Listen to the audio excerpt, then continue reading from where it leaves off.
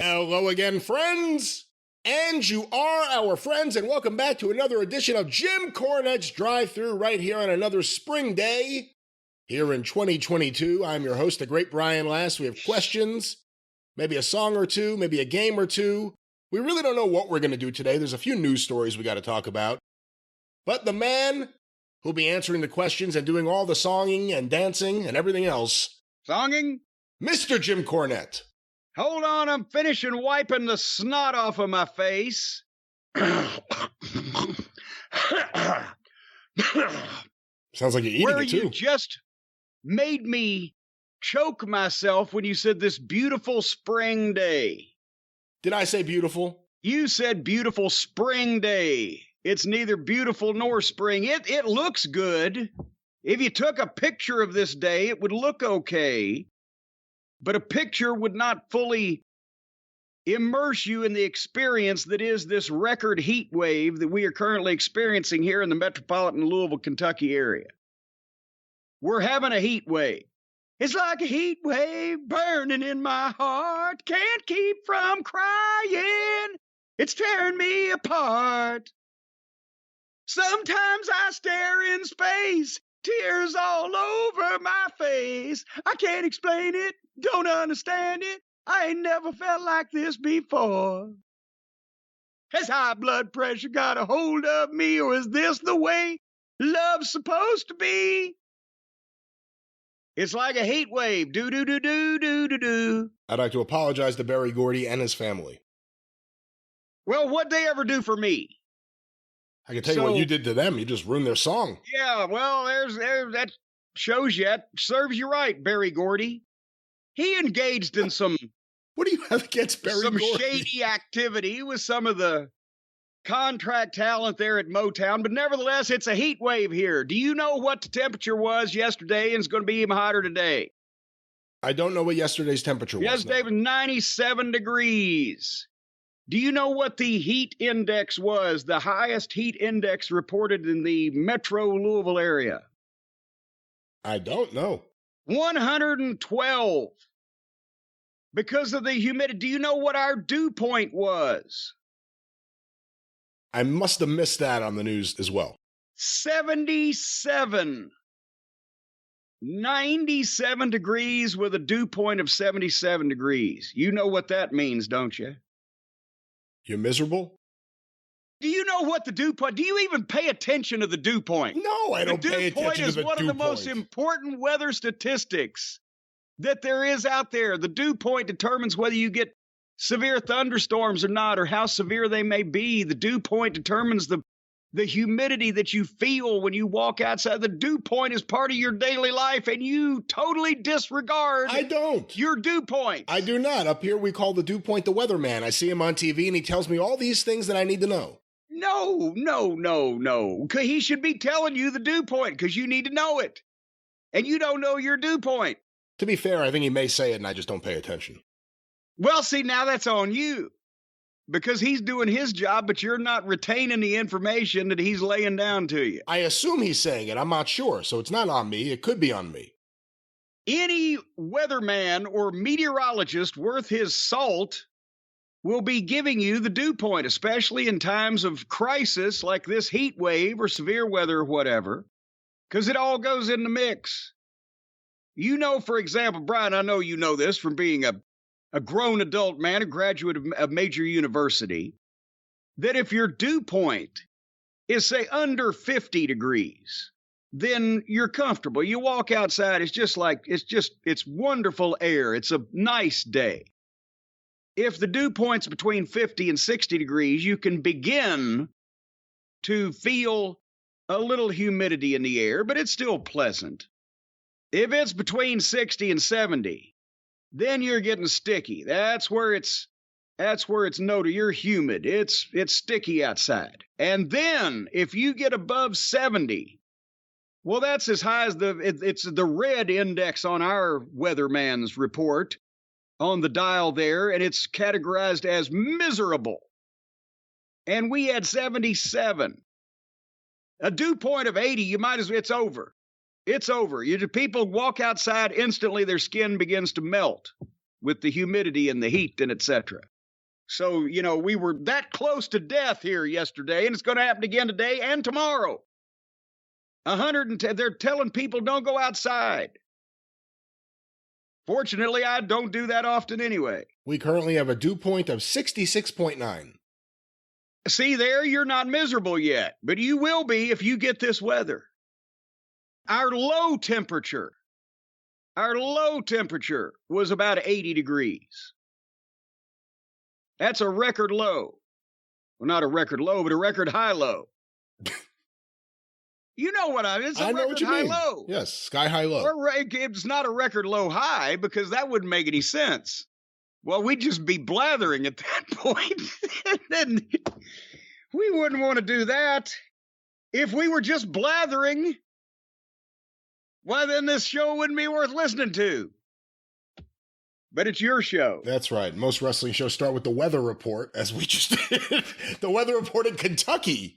Hopefully that helps everyone else. Well, we've got news for our international listeners all over the world. We have such an amazing foreign, I hate to say foreign anymore. The world is smaller than ever. International. For an international audience. That takes a global audience.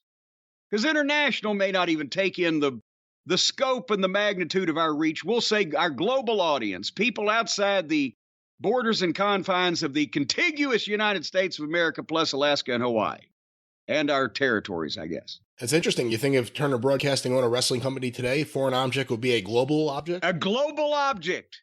That would have been. And then some wise ass, if MJF had been around then, he could have come out with a fucking globe, an actual globe from a classroom. But nevertheless, I have been enjoying myself. That's why I'm giddy today, even with the oppressive heat.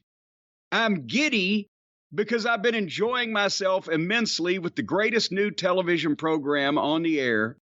And you feel the same way. I know you told me this from your own chicken lips, that you wish it was on every day. You can't wait for it to start again. I'm the same way. The January 6th commission hearings, I don't know whether I hope that they're beaming this around the world. I don't know that they are. Maybe some of our global audience could chime in on whether you're getting any of this, but what they've been broadcasting has been riveting. Of course, it's stuff that we already either knew or suspected, but it's lovely to get some of the perpetrators and the minions of the perpetrators to actually come out under oath at a court of law it's not a court of law, it's a congressional hearing. They're under oath under the penalty of perjury and say it. But Brian, again, the big revelation for those of you who around the world who may not have gotten in on this past, what was it, Monday? Monday they aired the latest. Rudy Giuliani. Wait a minute. I wrote down some quotes. Did the incredibly inebriated or massively intoxicated, what was the exact quote about his drunkenness? Several just came in right out and said drunk. Yes, but there was a graphic on the screen that the first one, but at any rate, apparently now we have come to find out that all of Donald Trump's advisors and pollsters and assistants and chiefs of staff and family members on the night of the election were trying to explain to him the mail-in votes are still to be counted. What had been reported on the news for weeks and weeks and weeks. The mail-in votes are still to be counted. It's not looking good, but let's not say anything. Let's just say the results will be in a day or two, and we're in there, whatever the case. But Rudy Giuliani, who by 2 or 3 different accounts was drunker than Cooter Brown, stormed in to see the president and told him, just say you won. Just say you won. And they should stop counting the votes now. And that's where that story came from. He listened to the drunken Nosferatu instead of everybody else on his campaign. Because I know Giuliani's a favorite of yours, Brian. So I know you had, and then did you see the brief shot? They've got him on tape testifying. So there's going to be more Giuliani in an upcoming episode. And I can't wait because it sounded to me like in the 15-second clip they played, that he lied under oath. Was that a question? Yes. Well, I'm saying he's your favorite. What did you think? And did you, in the clip, he directly contradicted what they had just said. They said Giuliani was trying to talk to the president. They didn't want him to talk to him. They sent him to talk to the pollster and the other guy that was testifying and whatever. And then the next clip is, well, yeah, I talked to the president, but some other people may have been in the room. I don't recall. When he didn't recall that he talked to them first and gave them that whole fucking story because he was drunk. Anyway, that was the question or statement. Yeah, I mean, it was no surprise, and I think he's in a lot of trouble, and he knows it. To me, the bigger story was how they ended everything. The idea that they raised $250 million off this, knowing it was all bullshit. Where's all that money? That's a lot of money. $250 million. Well, they accounted for a couple million, went to the hotels and a couple of committees or groups that he was involved with, but the vast majority of it, who knows what. And that's a federal crime and fraud in every state in the country. They have pretty much got on record under oath, everybody saying, we told him he lost. We told him there was no election fraud. We demonstrated over and over that, what were some of the quotes I wrote down? The White House lawyer, the theories about the voting machines and the voting dumps and the voting switches, quote, nuts, just nuts. Another quote was idiotic. Another quote from Bill Barr, the Attorney General, the most Republican motherfucker that a Republican can be. Complete nonsense and, quote, bullshit, unquote. He wouldn't listen to any of them. And he's smart enough, because he's been a con man for 50 years. They still, although they may find it, but they still haven't found anybody to say that he has come out and said, okay, I admit it, I lost. He was always trying, he wouldn't say that out loud to anybody, but he was always trying to find somebody that would find him another way out of this, to steal it, to change it somehow, to fucking obfuscate, smoke and mirrors. But everybody, for the campaign lawyers, the White House lawyer, no evidence that there's anything wrong with the Dominion voting machines. That's the White House attorney, his White House attorney. And they've got him testifying. He would fire anybody that told the truth until he found a loony. My favorite was the White House attorney who said that when he was laying out the realities of this, Peter Navarro, who I think was like a trade advisor, even though he was a kook, still is. Peter Navarro, he said, accused him of being a part of the deep state conspiracy with Chris Krebs, and the guy was, you can see it in his face. It's just like, this is the most ridiculous thing I've ever heard. You disagree with him, you're a part of the deep state. Because everybody on his own team then was part of the deep state, because they were all disagreeing with him. Every official that they have found that was responsible for anything told him it was bullshit. And the only ones he would believe are the fucking crazies like Giuliani and that Sidney Powell and all these lunatics who didn't have anything to do with the goddamn, they were just his Fox News-like contributor consultants, because they told him what he wanted to hear. One of his quotes was, Indians, as in the Native Americans, like Geronimo, Shawnee, whatever the fuck. Indians are getting paid to vote. What the fuck? And now people, they're also testifying, people would threaten the state officials that came out and told the truth when Trump would bury them on Twitter for doing their jobs. And people would start threatening them. The courts didn't just rule against every case he brought. They laughed him. They had a display of all of the court decisions and every challenge that he made in every state to this election. And over the quotes were ridiculous and harmful. And the major, Ginsburg, the major legal expert on, he's been involved with everything since Watergate, I think, said it was a coup in search of a legal theory.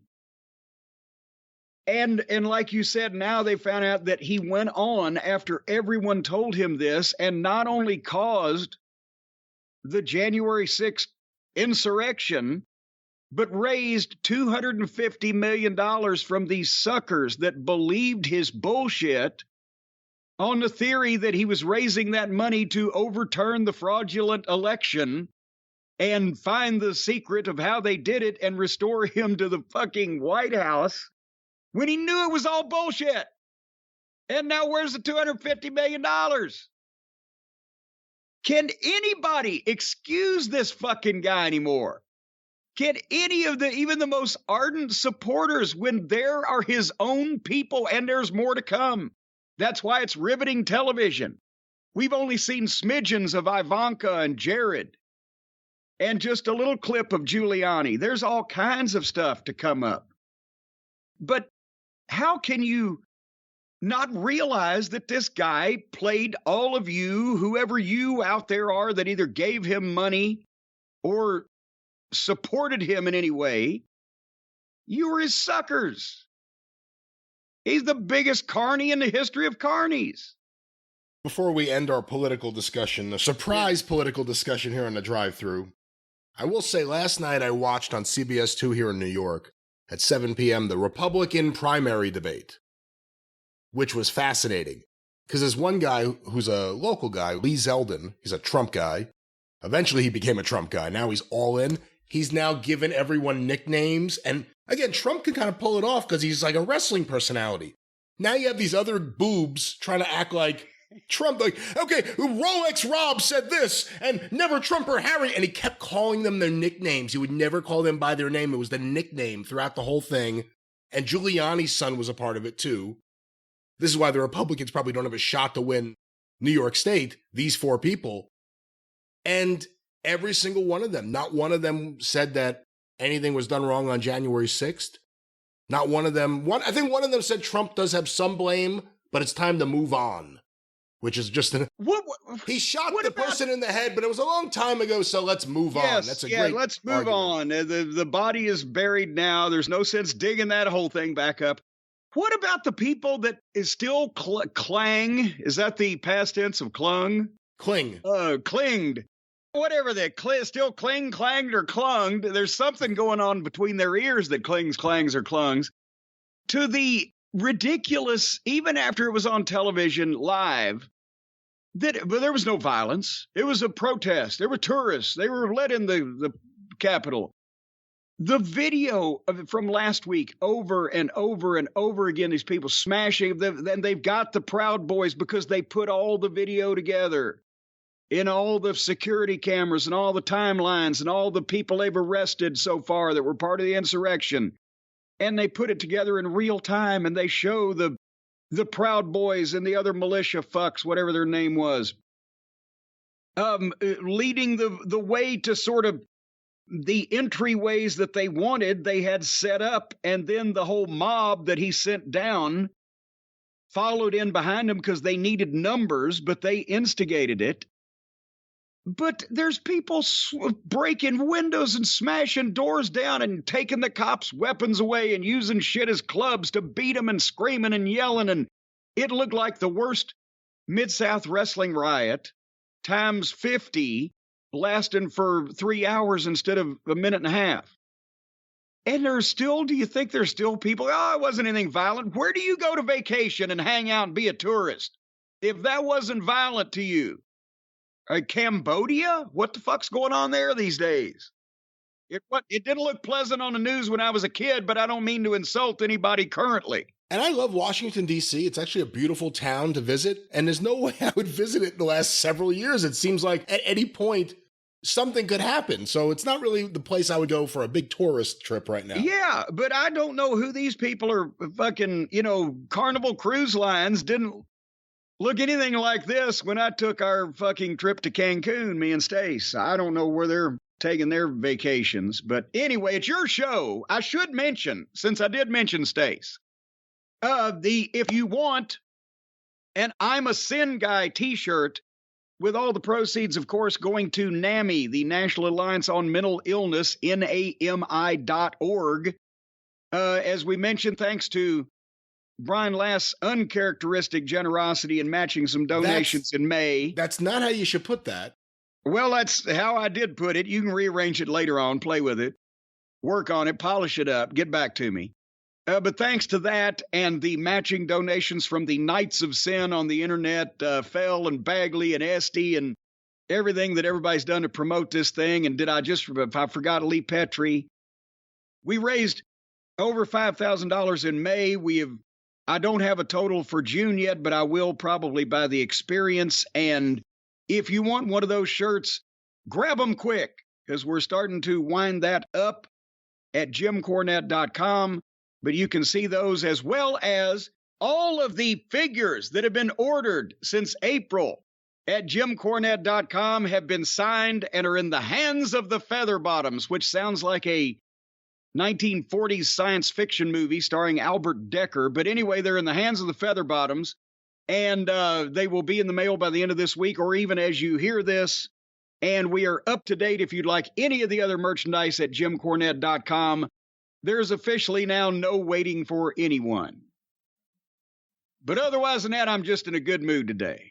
Well, let's get all the political stuff out of the way, because apparently it ties into this next story. Jim, what else has happened now politically? Well, a lot of people have been sending this in. And again, I want to reiterate, we really don't know the whole story. But have you been following what apparently happened, an incident between MVP and Chris Jericho outside the ring?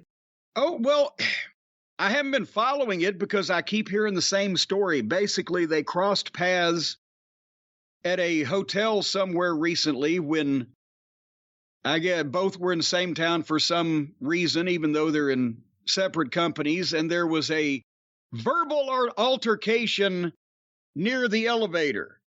And the only other hint that I have heard was that potentially it was about social issues that were expressed by either person on Twitter.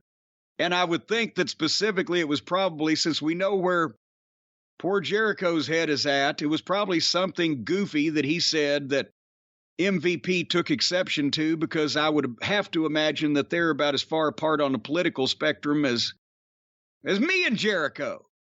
What do you know about this? Well, I'll go into that, and you're right. We know where Jericho's head is at. We also know where his wife was at. So, I mean, we know where Jericho's coming from on this stuff. I wonder if they called her to testify before the commission. Or will she just be a bit player with no speaking part in the background of some of the insurrection video? But go ahead. So apparently some internet wrestling sleuths have tried to put together this story. The story came out that there was an incident in a hotel in Houston after an AEW show. I don't know. Does he live in that area? Because obviously he works for WWE and they're AEW. MVP, I think, is MVP not from, well, he was at one time from Florida, but I believe now he does or has at some point in the past lived in Texas. So, or perhaps he's multicultural and bi-coastal. The man's, he dresses well. I'm sure he's got some money. He's probably got a couple of homes. Nevertheless, they were there.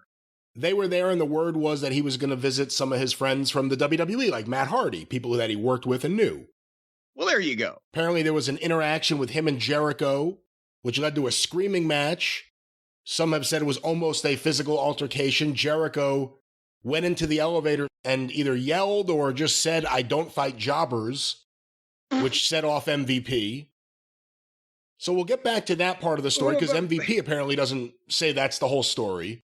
Well, but bad just jobber. Now, in all seriousness, he was the manager for the WWF champ, one of the champions. He's a former Intercontinental champion, had a fairly decent career there himself. I wouldn't exactly put him in the Randy Mulkey category. So yeah, and it's easy to call and Jericho was the one getting in the elevator when the doors were closing, right? Hey, you jobber! It's easy to call someone a jobber when you know they're going to kick your ass. MVP would kick the shit out of Jericho. I was about to say, also, was MVP not... I mean, I don't know the ins and outs and nuts and bolts of his entire life's biography, but was he not trained in something at some point that one would think that...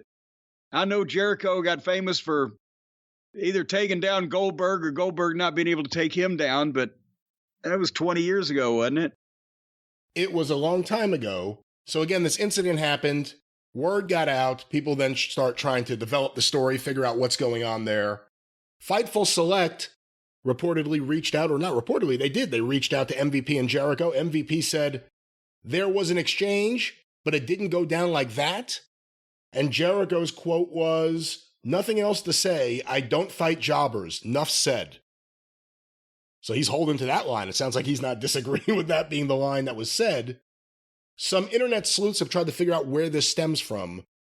Apparently this tweet, November 4th, 2020, so again, election time, Chris Jericho said, "I'm not a political person, but is it strange to anybody else that for the first time ever, we have to wait a day, 2 days, 5 days, 10 days to find out who won the presidential race?" To which MVP replied, "Delete this." And then someone said, "Yeah, MVP, you tell him what to do. Don't let him have his own opinion." And MVP replied, "Misinformation or categorically false information is not an opinion. There are no such things as alternative facts. But hey, no reason to let the truth get in the way." Boom. And that's, here's the thing. Everybody that retweeted or spread that horse shit, if Chris was able to watch real news instead of living in his fucking Fox bubble, he would have known that everybody that paid attention had been saying that was going to take place for weeks and weeks. But it wasn't a surprise. But it was a surprise to them because their dipshit leader, and this is another thing came out in the commission hearings, was telling people, don't vote by mail. Go in person in a pandemic. And they didn't think he was doing himself any favors there either. So spreading I'm on MVP's side. Wait a minute, hold on here. Let me, I wasn't ready. I didn't think early enough in the program there I was going to have to give somebody a round of applause. But yes, it doesn't help when people that ought to fucking know better spread bullshit to the more gullible, weak-minded people who will easily believe it. Well, apparently after MVP made his statement, Chris Jericho blocked him on Twitter. So a lot of people were pointing to this specific interaction, if you want to call it that, and the subsequent blocking as being potentially part of what caused this. The word that came out was the argument they were having in the hotel in Houston was about social and political issues. You have to think it's all tied to this. You would think on the face of it, it's all tied to this. Well, is it all tied to this, or was this Twitter exchange a rehashing or a reprise, if you will, of something else that they maybe have discussed in person? And MVP has rolled his eyes at Mr. Jericho in the past. And, I mean, who knows? Because if you've got... I had somebody one time say to me, well, what do you expect from Jericho? He's a fucking rich white guy. But no, you can still have a brain, especially when you've been in a business that's showbiz for all of your adult life, and you ought to know a line of bullshit when you see it and hear it. But nevertheless. Let's also remind everyone, Chris Jericho has the option to return to Canada anytime he wants. In fact, some of us may pay for the transit. Actually, I don't know. It's awful hard to get into Canada. I don't know whether Chris could qualify these days. Well, he's a dual citizen, isn't he? Well, but they'll fuck with you anyway. Well, you've had bad experiences.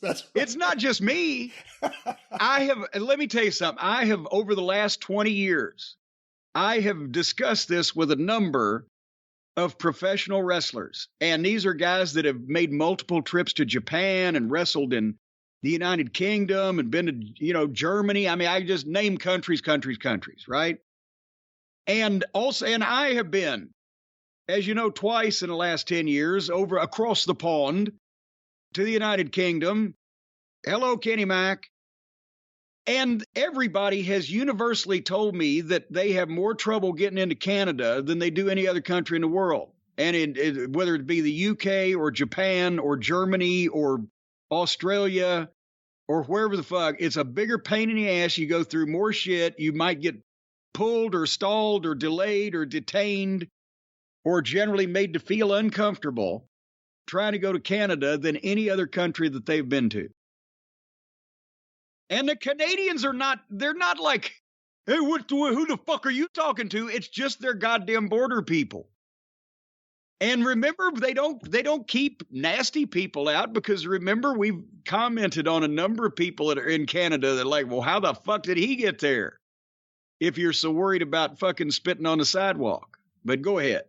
I was going to say, you said hello to Kenny Mac. Do you realize that right now there are more Macintoshes in wrestling than McMahons? How many Macintoshes are there? Well, if there's one, there's equal amount as there are McMahons. Well, you said more. I'm trying to... There has to be a second Macintosh. And, you know, at Kenny McIntosh, I'll tell you what, he's a goddamn... He's what do they call it? Dogging over there in the UK. He'll go around and spread his seed around and just inseminate everybody. He's a wild man. He'll kick Ric Flair's ass and partying. But so there may be more Macintoshes, but there's an equal number. The worm is turning. There's an equal number of Macintoshes and McMahons in wrestling, and an equal number of McMahons and Jarretts in the executive positions in the WWE. Who would have ever thunk it? Well, I guess to end this segment, go get him next time, MVP. We're rooting for you. Yeah. Hey, if you need, we'll teach you a few things. We'll work out with you. We could be like Briscoe for Shawn Michaels the night before the Montreal match. We could go to get in the room with MVP and teach him a few things, how to take care of himself. Hey, listen, move one, go for the weave. That's it. It's over. It's all over then. But listen, Jim, let's stay on the topic of things that are happening in and around the world of wrestling as we are recording. Word came out yesterday that Jeff Hardy had again been arrested. I believe it's a DUI, and he was also, was it drug and alcohol on his possession as well? I got to go back to the charges here. I have it, but. Well, no, there was no drugs what I read was basically, he was pulled over for weaving on and off the road and erratic driving or whatever. And he smelled like alcohol, could not pass any of the functions of the physical test they give you. And, you know, they picked him up and gave him a test, and his blood alcohol level came back at a disturbing level. Nobody said anything about drugs. I don't know if there was an open container in the car. I don't know whether I read that or not, but they got him on several charges because he's got no fucking license. And well, Jim, I have an article here. This is from the New York Post because it sums up a lot of the things that we'll probably have some questions about. So we'll talk about it again in a second. By Ryan Glasspiegel, is that English? What did you just say? Actually, I said it wrong. By Ryan Glasspiegel, here in the New York Post, AEW star Jeff Hardy arrested on DUI charge with more than triple legal BAC limit, say the cops. Professional wrestling legend Jeff Hardy has been arrested for alleged DUI in Florida. Volusia, is that how you say that? Volusia, yes. Volusia County Jail records show Hardy was booked at 12:45 a.m. on Monday and charged with DUI, alcohol, drugs, third offense within 10 years, and driving with a suspended or revoked license. He is being held on $3,500 bond. I believe he's been bailed out now. According to TMZ, police documents say Hardy had a blood alcohol content more than 3 times the legal limit of 0.08, registering 0.294 and 0.291 on 2 readings. Cops also said, according to TMZ, that they received 4 calls about a poor driving pattern from Hardy's white Dodge Charger, which was traveling well under the speed limit when police tracked him down. Hardy was said to be in a stupor and confused. Per the report, Hardy, 44, currently wrestles in All Elite Wrestling. He and his brother Matt were scheduled for a ladder match with the Young Bucks and Jurassic Express for this Wednesday's episode of AEW Dynamite.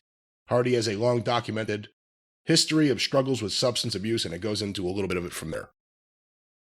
Well, I mean, everybody can make a mistake. Having said that, when you make 3 of those mistakes in a 5-year calendar period, it was 2018, 2019, and now 2022.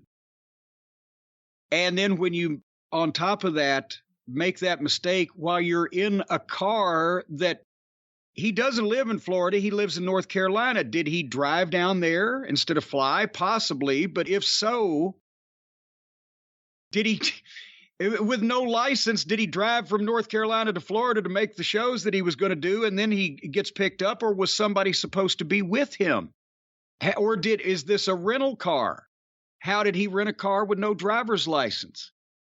He did some kind of show on Sunday night, one of the concerts or whatever he does. I saw that. Do you have any information on that, where he was on Sunday night? Because he was at some advertised event.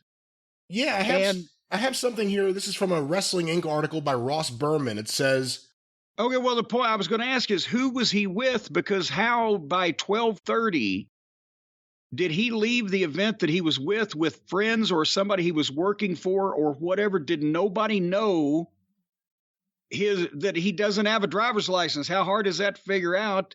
What kind of condition was he in when he left them? And how by 12:30 did he get in that fucking state by himself driving in a car in Florida with a blood alcohol level higher than what Tammy's was when she just killed this guy, allegedly? Yeah, this is Tammy without the death. I mean, that's really a way to look at it, because it really could have gone wrong, and you shouldn't be drinking and driving, especially when it keeps apparently happening. Not when he was going 15 miles an hour down the road, but that was probably, a red flag for somebody to call attention to him. Here, from this article, it says Hardy had reportedly spent a previous night at the Orlando, Florida Dave & Buster's, where Hardy performed an acoustic set, as well as held photo opportunities for fans, and finally hit up the Slam Down 7 convention with various wrestling legends. All events were promoted through Glamour Under the Stars. I don't know who they are. And here's a picture from the convention of Matt and Jeff with Devon Dudley. And this was posted. Matt Hardy posted this 11:27 p.m. Well, but when he posted doesn't mean when he took it. Devon lives in Florida, right? I believe. But so that Matt was there. What is a slam down convention? Is that a wrestling convention or some kind of video game convention or whatever? Sounds like just another run-of-the-mill convention. But the point is, what I guess I do not hate the Hardys. I feel bad for the Hardys. When Matt started teleporting a few years ago, I kind of, at that point, I had to wash my hands of it. I've always had great things to say about everybody as far as their talent and their working ability before. But goddamn, at this point now, which came first, the chicken or the egg? He's obviously had a problem with substances, but is it because of all of the ridiculous shit that he's done to his body? Is he medicating?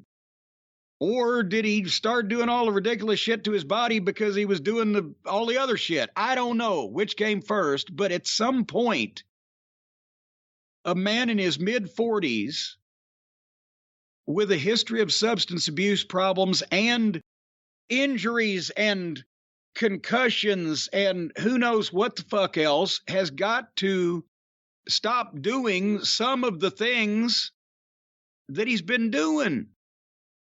And Jeff Hardy got to the point in wrestling where he was a big enough star that he does not have to randomly do swantons on steel ring stairs as a transition spot in a match, or just a way to, we'll get Jeff out of it. Hey, Jeff, take a swanton on the stairs. That'll give you a reason to sell for a little while. Whatever.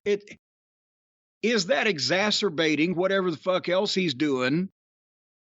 And again, he didn't flunk the drug test in the WWE, and we made fun of him for that, running off one of their biggest stars for a phantom drug test that he didn't flunk. But what was his mental condition for just wandering off into people? Was, nobody said he was drunk, but how many concussions has he had? What's going on with his decision making? Can somebody... I know, you can't be your brother's keeper, but Matt... How many concussions has he had? I mean, that's the problem. Well, but Matt was there. Hey, Jeff, you can't get in a car and drive because you got no license. Did he sneak off? well, sometimes whose car people was do that. You said the Whose big car question. was it? Whose car was it? There couldn't have been anybody else in the car with him, or he wouldn't have been the one driving. I'm surprised he was conscious. So what is everybody just okay? The show's over, and Jeff says, "Well, how can you get? What time was this convention over?"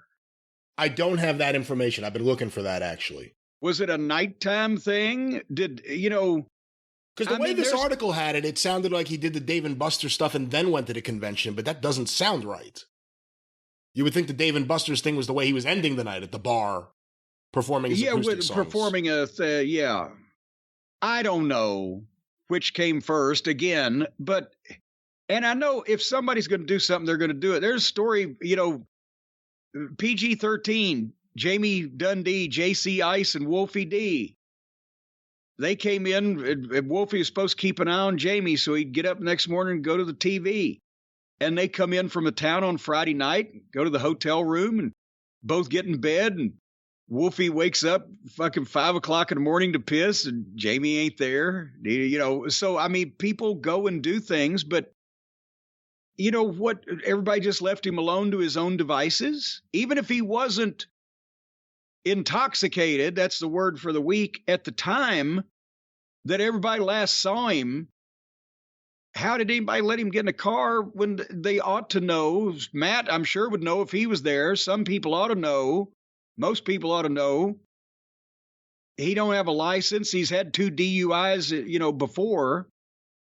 So the point is, I think he's not only got to quit potentially drinking, but potentially punishing his body, especially like he's been doing more crazy, stupid things since he showed up at AEW 2 months ago than he was doing in the WWE, because they won't let you do shit like that because it's not worth the risk. Whether it was that ladder dive thing he came off of, or like I said, the swanton on the stairs, or there's been 3 or 4 things he's done just since he's got to AEW that, what the fuck? You're as close to 50 as you are to 40. And unless he's the best seller in the history of wrestling, he looks like he's in pain when he's in the ring. And again, this is not someone who had a drink too many, didn't realize they were going to hit a breathalyzer, and no one got hurt. This is now multiple times, and that's where I lose any sympathy for the person. Because it could have been a situation like the Tammy one. It could have been a family out there. It could have been a kid trying to cross the street at 12:45 at night, but whatever. Could have been something else. What kind of neighborhood that kid live in, maybe.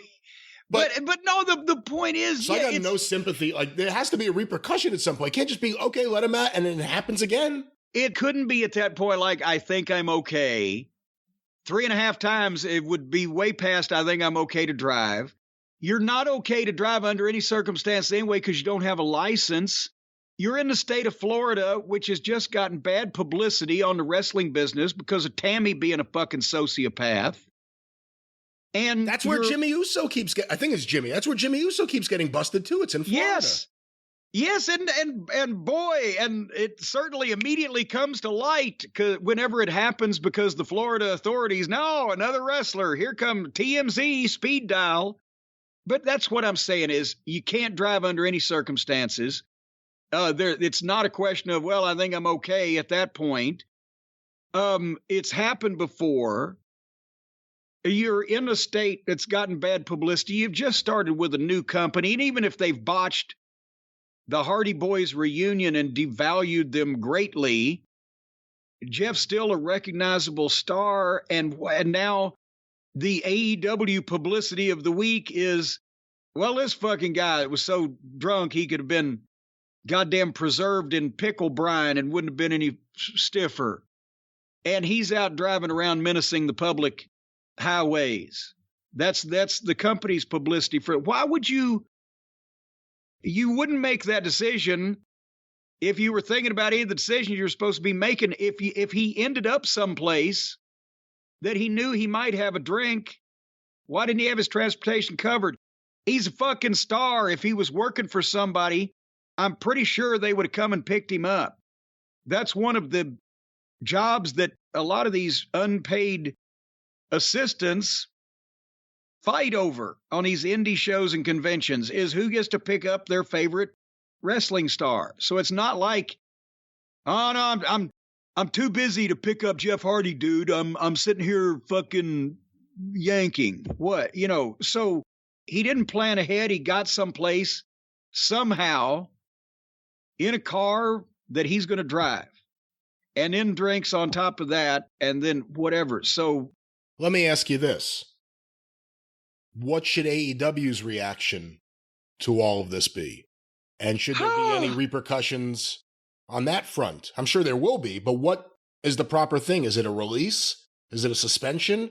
Is it another program? What should AEW do? And they're in a bad position here. They didn't do anything to be put in this position other than hire them. Well, the good part about the position is that if they do have to break up the Hardy Boys, at least it's not going to cost them any money, because they've already killed that fucking golden goose. As we've mentioned, if they were just two more guys on the card now because of this insane introduction and way that they were booked. So it's not going to cost them a fortune either way. What it has done is put shit all over their face. And now Tony Khan I know it's a national promotion, and they're not based in Florida, except that he's based in Florida, but he's got a Florida fucking professional sports team. And here in this state, as I said, that's already got the bad publicity with Tammy and Jimmy Uso. Now his company gets bad publicity in what's his home state, and what kind of precedent that he sets here determines what else happens in the future. What happens if Joe Dipshit on his roster gets a DUI and gets bad publicity, and he's, well, fuck you, you're fired. Well, you didn't fire Jeff Hardy. Well, he's a star, and you're not. Well, then that guy may say, well, then I'll just get a fucking attorney. We're not even ready for the Stephen P. New spot yet. Or, it's going to cause problems if a guy makes the newspapers, gets arrested, endangering the public, furthering the stereotypical image of all wrestlers as drunken, pilled up, steroid freak bums, and in their home state, and it makes papers all over the place, and he doesn't take some kind of punitive action, then he's telling everybody else on the roster, okay, you can get away with it if you're at Jeff Hardy level or above in my eyes, but below, I'm going to do something to you. I didn't do something to him. It opens the proverbial can of peas. And besides that, we know what the answer is going to be if he says, hey, Jeff, I won't fire you, go to rehab. So that question has kind of been answered. Do we know that? Because Jeff may not have another place to go to at this point. Well, he can go home. He's not destitute. But is that He's made a fucking fuck ton of money in his life. And he still wants to do acoustic gigs at Dave & Buster's. Because he's to the point now where when you get enough money and one career is winding down, if you have the go-gettedness for it and the contacts and everything, he's wanted to be a rock and roll musician. I've never heard a single goddamn thing. I don't know whether I would like it or not. But, you got to start at the bottom, but he has the money to do that. It's like Mick Foley did the comedy clubs. He does shows on occasion now, but he was doing a real regular schedule here several years ago, not because he needed the money, but just he wanted to keep his mind sharp, from the concussions, and, he enjoyed it. And that maybe Jeff he doesn't need the money for Dave & Buster's, but he wants to do the acoustic music or whatever the case. But he needs to take care of, he doesn't need to be doing the Jeff Hardy matches that he's been doing for his body. If he's going to get off of anything he's on, alcohol, any type of pain medication or, fucking blood pressure medicine, fucking cholesterol medicine, anything he's on, he wants to get off of, it would not be conducive to that to be taking bumps off ladders through fucking tables on concrete as he's nearing 50. And therein lies the problem that a lot of guys who insist on doing this are going to have at some point is, do you continue wrestling and adapt your style? Do you have the personality? Do you have the verbal ability? Do you have the mental concept of how to adapt what you do to still stay over and give the people their money's worth, but not destroy your body? And Jeff may or may not have those things, but I haven't seen him try to change that style to do anything else. So once again, what should AEW do? Well, I'm saying they got to do something, but it remains to be seen what Jeff will want to do. If I was Tony, I'd say, well, okay, now, I got to say the same thing. The only way that we can get this shit off our face from a PR standpoint, because everybody likes Jeff. The boys like him and the fans like him. He's a likable person. He's never pissed anybody off per se that I know. And I think that's why people aren't as angry as they probably should be. Because if it was someone who was a complete, jerk to people like Tammy was for years, it's easier to hate them. Well, yeah, but then do you hate him? That's why you want him to kill himself or somebody else, or do you like him and he hadn't pissed you off and that's why you'd like him not to kill himself or somebody else?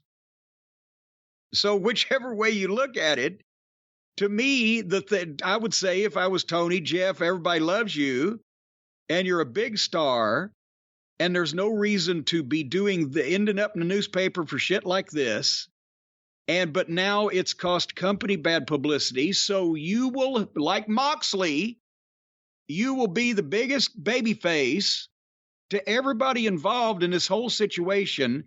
If you just say, well, obviously, even if I don't have a problem with anything else, I've got a problem with my decision making because I did shit I shouldn't have done and put myself and other people in danger.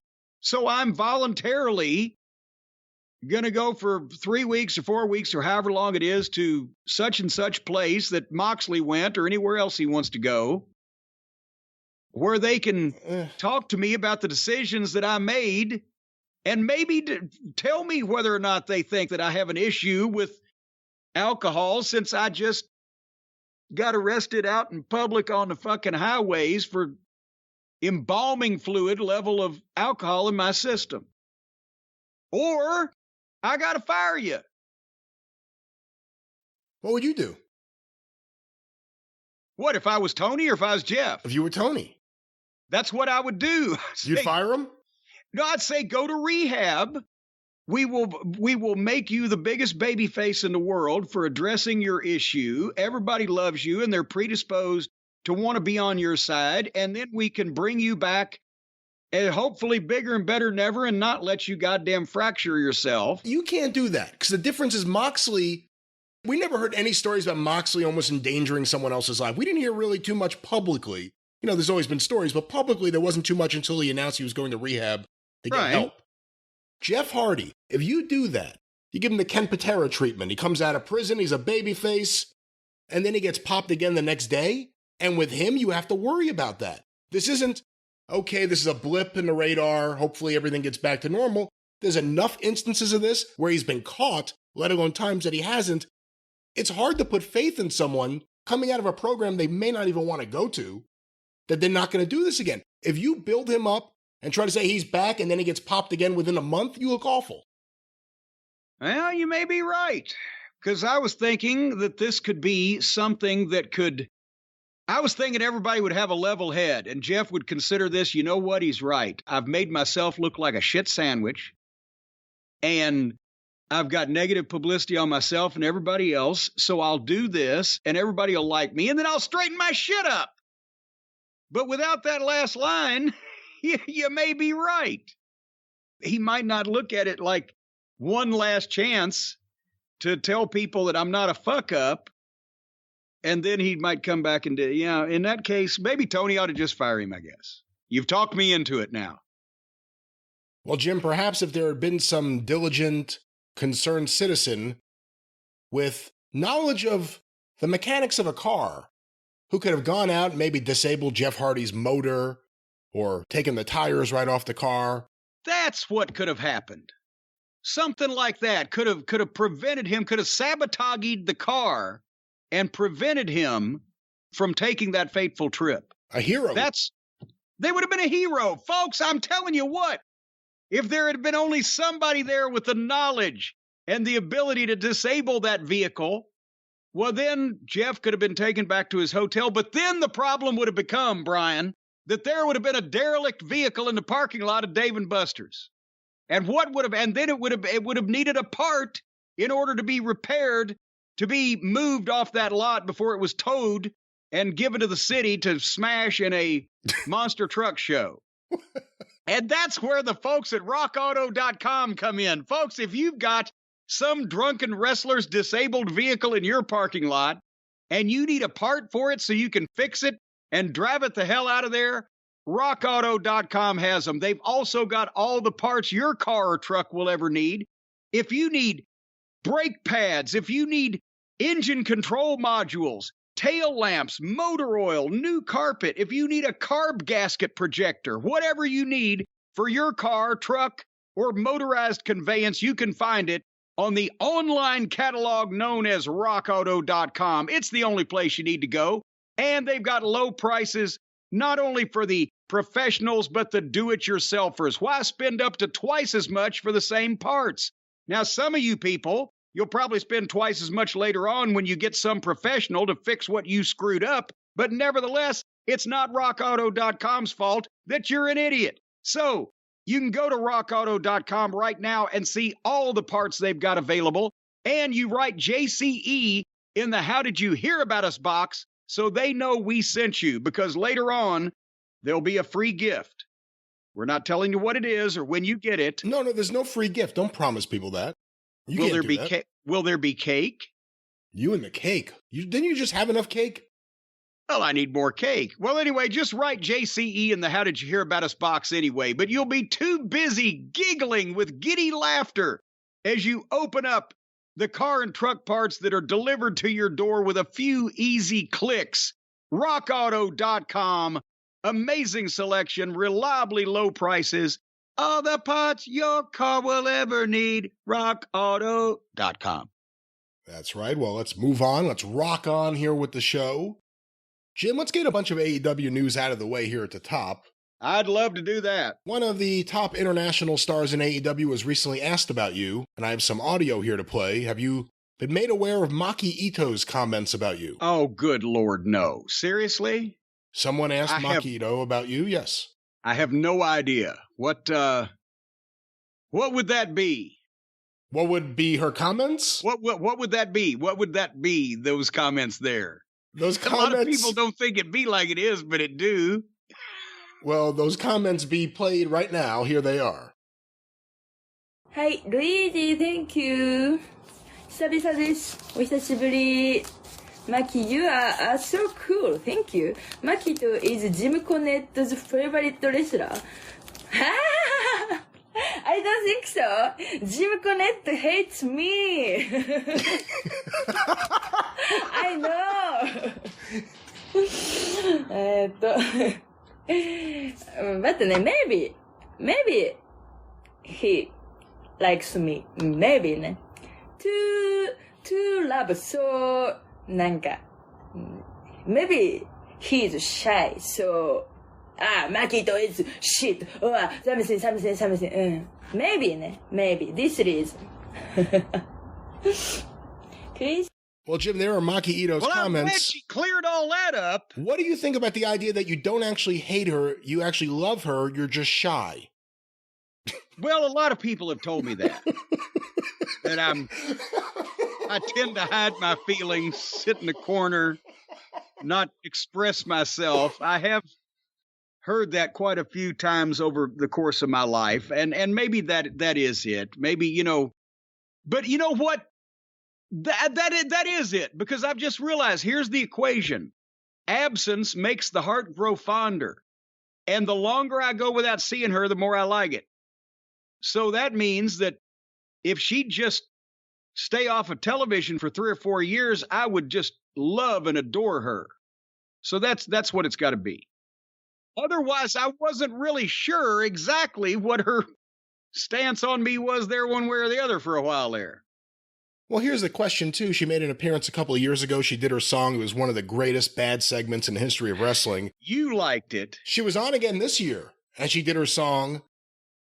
Will she be returning once a year, and will it always be the same song? Will she ever get a new song? Well, she never does it the same way twice, though. So it sound, even though it's the same thing, it always sounds different. And there's no real key involved, and there's no note to hold. What was it? Somebody said she was reaching for that note like Kareem Abdul-Jabbar reaching for a dunk. So I'm not sure. I don't know. But Maki Itoh and I, we're just going to have to be those two star-crossed crazy kids that passed in the night. All right. Well, speaking of AEW news, Jim, there's been I thought you were going to say, speaking of crazy kids, here's more AEW news. Speaking of things passing in the night, here's more AEW news. You know, I'll tell you one thing. There's some things, every once in a while, you pass some things in the night, and they're still there when you wake up the next morning. You're thinking, why the fuck did that happen?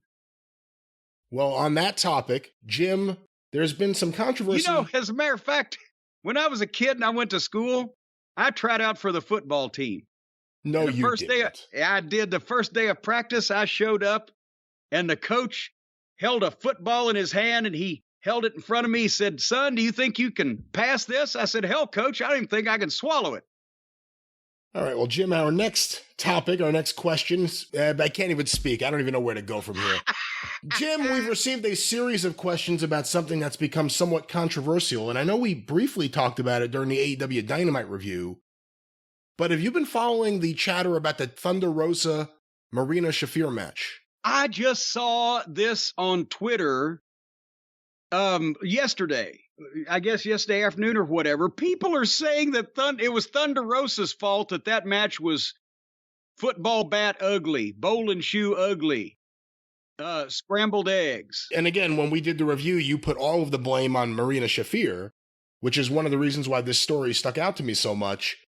Someone named Eric, who apparently is a former Ring of Honor wrestler, Eric Stevens. I saw it, Eric Stevens. Eric Stevens was in Ring of Honor when I went there in 2009, and I thought he was a young man then. I thought he was very good. Adam Pearce was high on him, and he, I'm trying to think, he was a bigger kid, and then he dropped some weight and got in good shape or whatever the fuck, but I mean, you know, he was a nice kid, and I can't remember. I don't even know that we finished him up. Something happened, but he went away. Maybe we couldn't afford to fly him in from wherever he was. I think he was coming from Florida. I don't fucking know. I think maybe he quit the business for quite a while. And then suddenly, I saw, that Eric Stevens, former Ring of Honor wrestler, says Thunder Rosa was sandbagging. Well, I've seen it. And there was a quote from him. This is the most blatant example I've ever seen. If you've got the quotes, go ahead. I've got the quotes on Twitter, and there's an interesting fact about these quotes I'm not sure if you saw. But he tweeted out after that match, "It's been a long time since I've seen a match where somebody so obviously tried to make themselves look better than their opponent by sandbagging and no-selling. But I just saw a perfect example of it on Dynamite. It might just look like a bad match to the untrained eye, but it's pretty clear when somebody doesn't want to play ball. Which sucks, because it just makes you and your opponent look bad." The tweet, I believe the first tweet, was liked by both Britt Baker and Marina Shafir. Oh, so there is controversy in the locker room. And then if you remember, there was an incident a long while back before she was let go with Ivelisse and Thunder Rosa, where people said Ivelisse wasn't cooperating with Thunder Rosa. Remember we saw she was just sitting there and combing her hair in a hold and shit. Well, Ivelisse has tweeted out, "I truly wholeheartedly appreciate all the recent Ivelisse was right statements. Hits the soul in ways you could never imagine." So again, the fact that Britt Baker and the opponent in the match, Marina Shafir, liked that tweet from a wrestler who you have to think has friends in the locker room and knows what he's talking about with some of these people. Well, hold on here, cowboy. I think he's got one friend in the locker room. I think he's friends with Marina Shafir and or Roderick Strong, because Eric knows Roddy from Ring of Honor, and they all live in Florida, or at least believe that's where Eric used to live. But I'm sorry, and apologies to Eric Stevens, but no, dude, no, to use a phrase that the young kids do, dude, no, it wasn't sand. Hey, remember I mentioned with Marina Shafir being married or involved with Roderick Strong, how in the world is she not any smoother than that? And this is not the first time we have seen a Marina Shafir match where we said, ooh, what's going on there? I know she was a shooter. She was part of the 4 Horsewomen with Ronda Rousey, etc. But she's not a smooth pro wrestler, at least in the times that we've seen her. And with one of the better girls in the ring or on the roster with AEW, Thunder Rosa. But as you'll recall, I pointed out, Rosa's trying to take these bumps, but she don't know where she's going because she's getting jerked and pulled, and it wasn't smooth. And sometimes you don't get what the fuck the other person is trying to do, and or you get kind of frustrated with it and just say, well, fuck, I'm going down somewhere. But there was no purposeful, I'm going to make you look like shit. It is a stinky fucking match. And at the worst, we can say style clash, which I think is what Jim Ross said. And I think Jim Ross has probably seen a few more matches than Eric Stevens, too. I don't know, what Eric is doing these days, but I'm not sure that he's high in demand for training seminars and sessions where he knows everything about wrestling. Let me ask you this, as a promoter, as a booker, as someone who'd be running the locker room. You can't stop someone who's not working there from tweeting something like this out without taking any sides. Personally, do you have any problem with a Britt Baker or Marina Shafir liking that tweet? Yeah. Well, here's the thing. Marina Shafir can like whatever she wants because she was mentioned, right? And people think, okay, well, somebody take it up for her because that way it's not all her fault. But when Britt Baker likes it, I can't even believe I'm saying this now. 40 years ago, it would be some stooge in the locker room said, hey, so-and-so in the heel side just said this about how he did, and they'd just fucking meet in the parking lot and settle it. But now they're liking shit on Twitter. What Britt Baker has done now is tell Thunder Rosa that she thinks publicly, concurs publicly, that Thunder Rosa was trying to make her opponent look bad instead of it just being a bad match because her opponent wasn't very good. So now, I would think there would be a little subliminal underlying heat between Thunder Rosa and Britt Baker. And now it's not just Marina Shafir, Schaefer, whichever, who is not really going to mean anything in the overall scheme of the women's roster in AEW, but now it's Britt Baker, the top female star since the start, and Thunder Rosa, one of the best workers, and who has, been decorated with a number of things since she's been there. So why would you do that? Don't like it on Twitter. What Britt Baker ought to do, if anybody was still in the wrestling business, if Britt Baker was upset enough about the situation or convinced that Thunder Rosa was in the wrong about the situation, bad enough to say it or agree with it out in public in front of the fans, that unless this is a work and Rosa and Britt are going to be doing a program, then Britt Baker should have gone to Thunder Rosa first and said, hey, what happened? She's my friend and it didn't turn out. And then Thunder Rosa could have told her.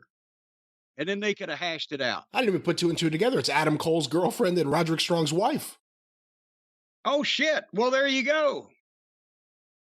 And so, again, this is what guys would have just had a fight about and got over in the old days, but without anybody being embarrassed in front of the fans. But now they like other people's tweets on Twitter knocking this person. Fuck. But no, I'm sorry if whatever Eric Stevens has been doing for the last 10 or 12 years since I've seen him, it hasn't been training wrestling at a high level. And I'm sorry that his friend had a bad match, but it wasn't Thunder Rosa's fault. She was trying to go over for that snapmare. She just didn't know how long it would take to get there. Well, Jim, another topic that a lot of listeners have been sending in questions and audio about is Jay Slingblade White winning the IWGP Heavyweight Championship recently. He did? He did. Good for him. And he cut a promo, and a lot of people have wanted to hear what you think of this promo, because we haven't really heard him talk too much, and we have heard people rave about his promos. So I have a clip here of him post-match, backstage. Sadly, it's the Bullet Club behind him, so it makes it a little lamer than it would be otherwise. Well, but I can't see that, so I won't hold that against him. Well, let's play a little bit of this audio, give you a sample of Jay White on the mic, and hear what you think. You know what, that message, that goes to you as well, Hangman. You think you're the shit now because you had to run off, have your friends create a new company for you because you could shine there, because you couldn't fucking shine here. You want me to remind you? Singles action, 2-0 to the motherfucking switchblade, and that 0 is never gonna change. Never. And Adam Cole, congratulations on the Owen Hart Invitational Championship, buddy. Very, very proud of you. We got Forbidden Door coming up, boys. Whoa! I know. We have any thoughts on that nutter? Let's throw it to Bullet Club. Any thoughts on Forbidden Door, boys? Is anybody from AEW anywhere near the Switchblades level? Answer yes or no. No. Is anybody in AEW near the good? See, right now it's Carl Anderson talking, which right away brings us down several notches. Let me try to go back to where Jay White's actually the one doing the talking. Here we go. See if we can get it where he catches his breath. Hell, let's throw Kenny in there. Nothing personal against Kenny. But if we go back a little history lesson, I took that IWGP United States Championship from him. And then what did he do? He left.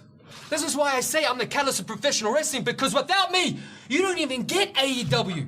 Everything you've all come to enjoy and love and cherish over the past few years, you don't have without me, because without me beating Kenny Omega, maybe he doesn't run away. Maybe he doesn't run away and take his success and fame with the Young Bucks and create all elite wrestling.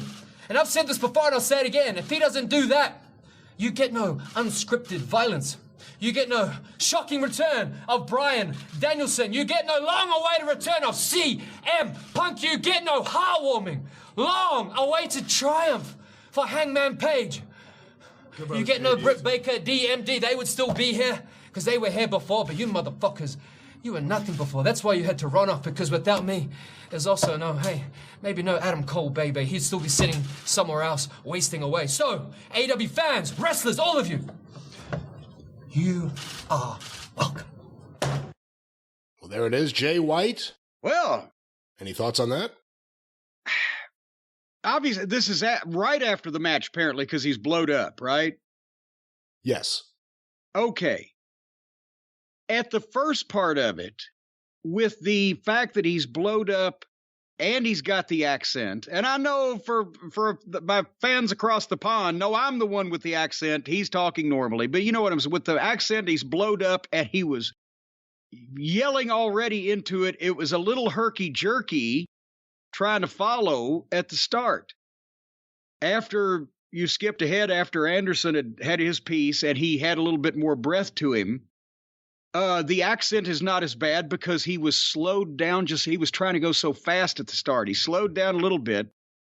He's got great passion and he's got great emotion.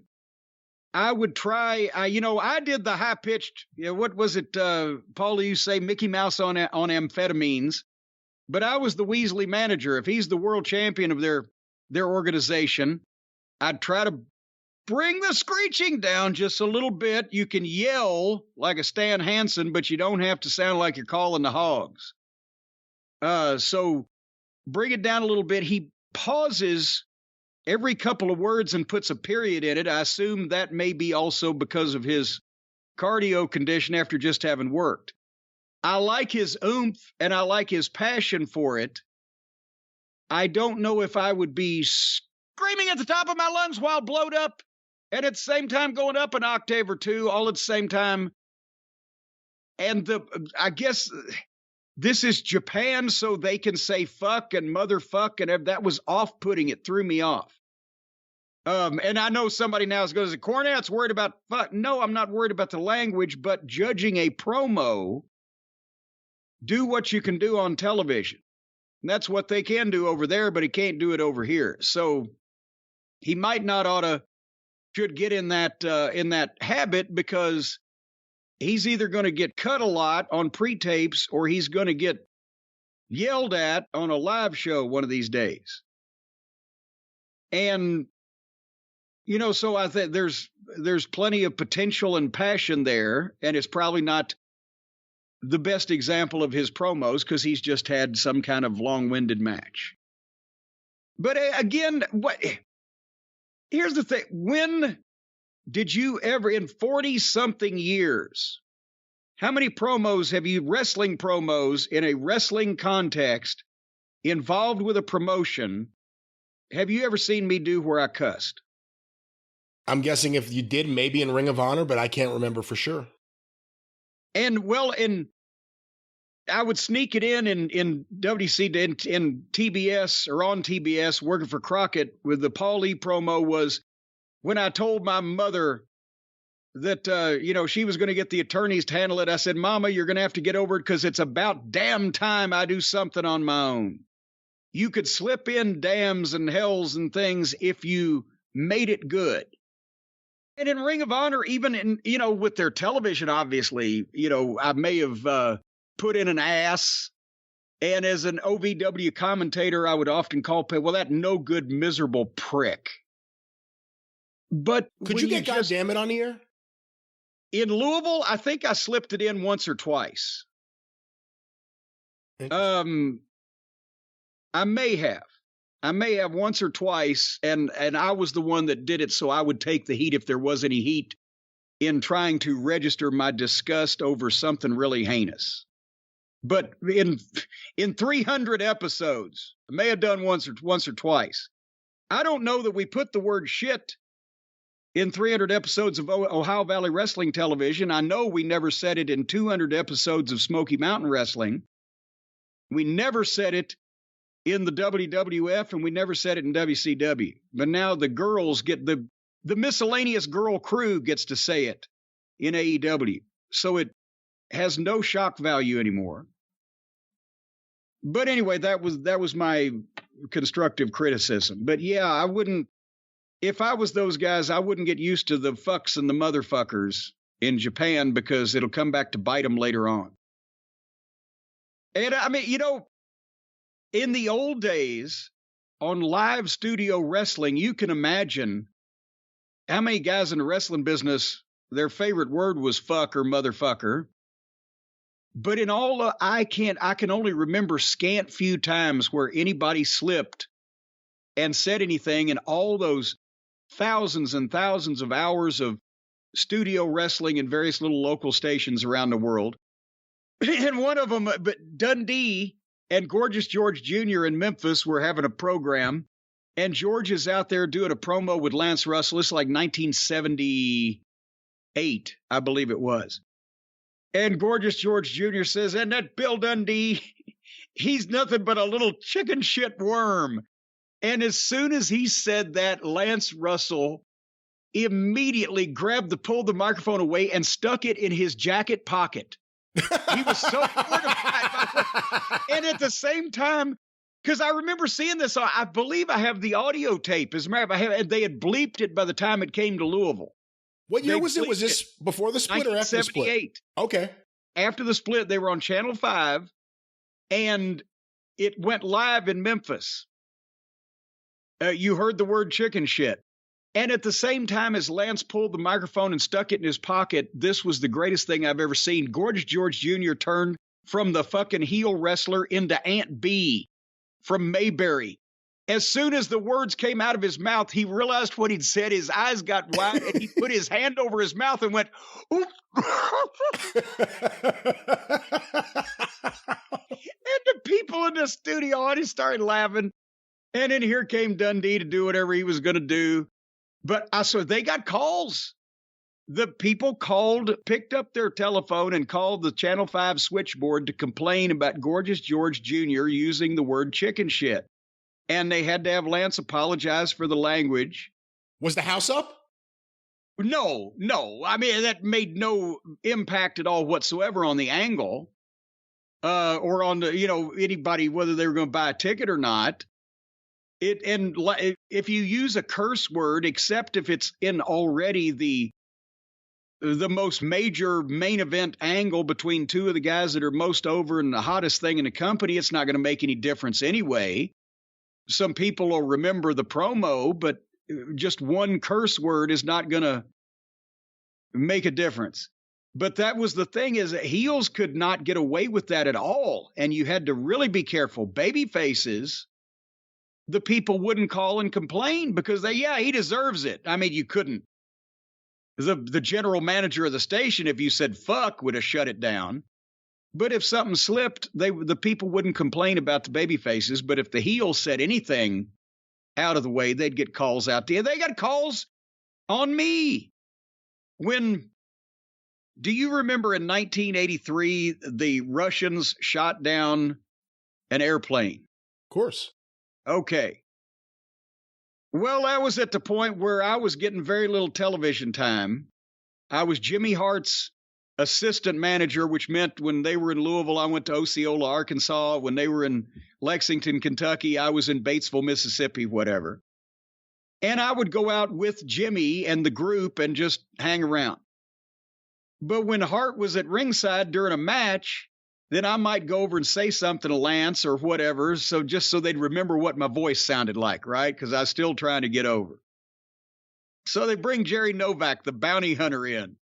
And because Jerry was from, oh, God damn it, somewhere in the world, he wasn't Hungarian, maybe he was Czechoslovakian, or maybe like Nikolai Volkov, he was whatever, he spoke Russian. And so instead of just being the bounty hunter again, they because he's 6'4" and he's 300 pounds and he's fucking huge, and they put a mask on him and made him the Russian invader. And so they're having the match, and the Russian invader's doing whatever, beating up the job guy in the ring, and Jimmy's at ringside, he's cheering him on. And I go over, and this had just made the news about the Russians shooting down the airplane. I said, see there, Lance, he's the Russian invader. If he can't get him in the ring, he'll get him in the air. And so then after the show, Lawler calls me over and said, what did you say? I said, well, when? Whatever you said. I said, oh, he can't get him in the ring, he'll get him in the air. He said, yeah, people complained. We think maybe don't come to TV next week. Wow. And then within 2 or 3 weeks, I was on the way to Louisiana anyways. But it just depends. Sometimes you don't even have to cuss. But I've been the cause of more television studio line crossing without ever uttering a curse word or a dirty word than probably anybody in wrestling. Well, Jim, our next question sent to CornyDriveThru@gmail.com from Jeremy in Minneapolis. A wrestling card for a WWE Sunday house show at the Hard Rock Edis Arena. Oh, wow, I didn't realize they were still using Edis there. Oh, very cool. The Hard Rock Edis Arena capacity. I haven't heard of Edis. I've heard of Hard Rock, but not Edis. Mark Edis, funny enough, he worked for Donald Trump. And when Trump was making all of his deals in Atlantic City, Mark Edis and another guy whose name I forget died in a helicopter crash. So in what was formerly the Taj Mahal, the arena where they would do boxing, MMA, I'm guessing wrestling here, that was the Mark Edis Arena. So after that's Trump, in Minneapolis? No, that's in Atlantic City. Said it was in Minneapolis. I said the email's from Minneapolis. Oh, well, how does he know what's going on in Atlantic City? Well, here's his question. Talking about this card, August 14th. Here's the card as announced. The Usos versus the New Day. Bianca Belair versus Becky Lynch versus Ashley. Ashule. That's how they spelled it. What? Instead of Asuka, it says Ashley. Okay. And this is the one I like. In the main event, Cody Rhodes versus Seth Franklin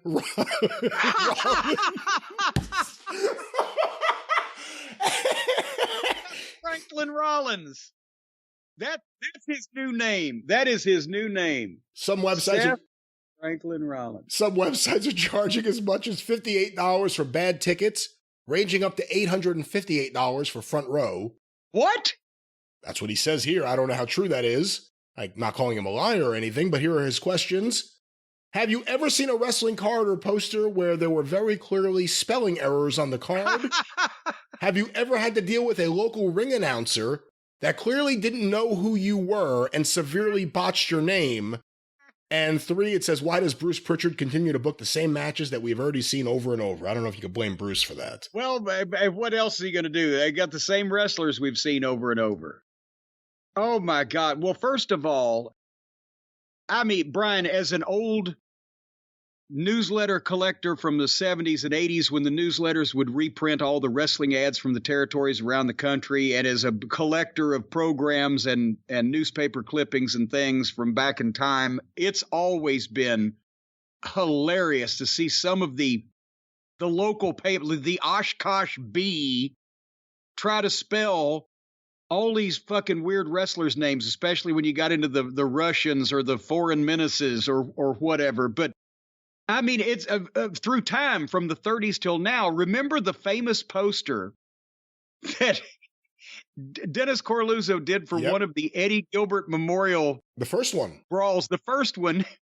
And one of the big stars, the big main events, was Jerry the King Lawler. And the poster people made him Jerry Thinking Lawler. He was, so I guess he had the fucking, brilliant genius gimmick. And there's some ridiculous misspellings and, because a lot of times, I know for a fact I've seen this done. In those days, there was no email and there was no texting.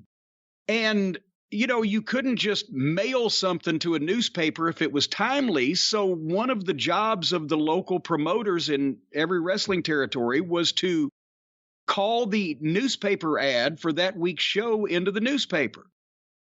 And Christine Jarrett used to do it for Louisville. And depending on, Guy Coffey would call in the results for the Memphis paper, but depending on the intelligence level of the person at the newspaper answering the phone, and it could be a crapshoot, especially when you're calling the night desk, as they used to call it, to give wrestling results. But also depending on how easy it was to understand the person that was making the call, the promoter, what was that famous line, Jack Pfeffer? This week for you, I got the great new sensation, Babalinikoff. How do you spell that?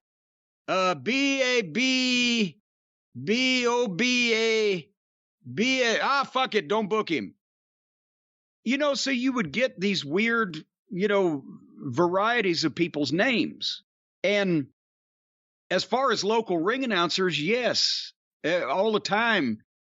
Even if sometimes they were the regulars, like we've made fun of Bruiser's ring announcer in the late 70s, Bob Beach. He couldn't pronounce anything. He had replaced a guy. Oh my God, when I first started watching, what was his name? Tom something. Dave Dynasty's going to know this. But he was real smooth and had a radio voice. And then this older guy wore these, flashy jackets. And I think his son was one of the referees. So he was probably a friend of Bruiser's or Snyder's or Mineker's, somebody in town in Indy. And he introduced Dominic DeNucci as D'Amica DeMunchie. And he couldn't read any of the towns. We had a guy in Smoky Mountain that introduced, I told you this, the Gangstas were New Jack and Mustafa Said from South Central Louisiana, because he didn't know L.A. was the abbreviation for Los Angeles. Who was the ring announcer for that clash? I want to say it was early 1989, the one who the Russian Assassins had a match, and he had the card in front of him, and obviously he didn't know what he was reading, and he said, here is from Kilos, Russia, with a combined weight of 160 pounds, the Russian Assassins. Yeah. because they were supposed to give their weight in kilos, and I don't know what the fuck. I'm trying to think, where was that? God damn it! I don't know. Every once in a while, you would be stuck with a local announcer, and you got what you got, even though if you tried to go over it with them, right? And sometimes you wouldn't know to go over the pronunciation of the word cat with this particular fellow. And then you'd be surprised afterwards. Well, Jim, if you're someone writing the wrong names of wrestlers down on cards, maybe you're the problem. Maybe you need some help. Maybe you're having some issues. Maybe you need to work through them and talk to someone. Maybe you can call someone right now. Oh, for heaven's sake, now don't persecute and belittle our aspiring fantasy bookers out there. At least they're not going to be like Tony Khan and actually put it on television. But you know, Tony Khan, Brian, is exhibiting already some of the signs of burnout, because he's not just fantasy booking, he's doing it in reality for a lot of things, a lot of places, and he's got a lot of other responsibilities. You can get burned out. And if you out there have ever felt burnt out, whether you're working too much, not taking enough time for yourself, burnout and life itself can be overwhelming. You can be burned out without even knowing it. Symptoms can be lack of motivation, irritability, fatigue, all the things that I experience on a daily basis. But while we associate burnout with work, that's not the only cause. Any of our roles in life can lead us to feel burnt out, and BetterHelp wants to remind you to prioritize yourself, and talking with someone can help you figure out what's causing the stress in your life. So that's the idea. BetterHelp is customized online therapy. They offer video, phone sessions, even live chat with your therapist. So you don't have to see anybody on camera if you don't want to. You definitely don't have to go out in public. It's much more affordable than in-person therapy. You can be matched with a therapist in under 48 hours. And our listeners here on the program get 10% off their first month's services just for trying it out if you go to betterhelp.com/JCE. That's betterhelp.com/JCE. BetterHelp, HELP. 10% off your first month's services. Give them a try and see if that can lead you to, instead of being burnt out, being lit on fire once again and ready to go, full of piss and vinegar. Well, I guess you really wouldn't want to be full of piss and vinegar. Why is that a saying that they used to say, that people would want to aspire to be that way, full of piss and vinegar? I don't know. Well, what good are you then if you don't know the answers to any of my questions? Well, Jim, as we are recording the drive-thru here, and we've been talking about the latest stories in wrestling, one of them is actually still transpiring, or news of it is still disseminating or being disseminated out as we speak. As we are recording, the front page story, the lead story on TMZ, is Jeff Hardy, DUI arrest video, 3 officers pulled guns on wrestler during stop. You've had a chance to look this over, and of course the accompanying video, correct? Well, yes, we took a slight break when this broke, and apparently whatever I read at first was correct about the time of day that he was arrested. This was 9-something in the morning that he had a blood alcohol level 3.5 times the legal limit in broad daylight. This wasn't like in the middle of the night when you're under cover of darkness, there's nobody on the road, I may can get by with this. It was almost 10 o'clock in the fucking morning. And they apparently got 3 or 4 different 911 calls about a dangerous driver, which is why that not only one, but 3 policemen, 3 cops pulled him over because he'd been reported already by innocent bystanders. Yeah, here's the article, Jim. As reported by TMZ, 3 officers were apparently so concerned about the state of Jeff Hardy after they pulled him over on Monday morning, they each drew their guns and pointed them at the AEW star. The frightening scene was all captured on police video obtained by TMZ Sports just before the 44-year-old wrestler was arrested in Volusia County for DUI by the Florida Highway Patrol. In the footage, you can see after cops stopped Hardy's white Dodge Charger on a freeway after they said it had been swerving all over the road and driving erratically, they walked to his car and appeared to shout orders at him through his closed windows. Hardy, though, seemingly didn't comply, which caused each officer on the scene to pull out their firearm. Fortunately, Hardy eventually opened his car door without issue, and the officers were able to get him out of his vehicle without incident. And let's hold on. Let's stop there and say it.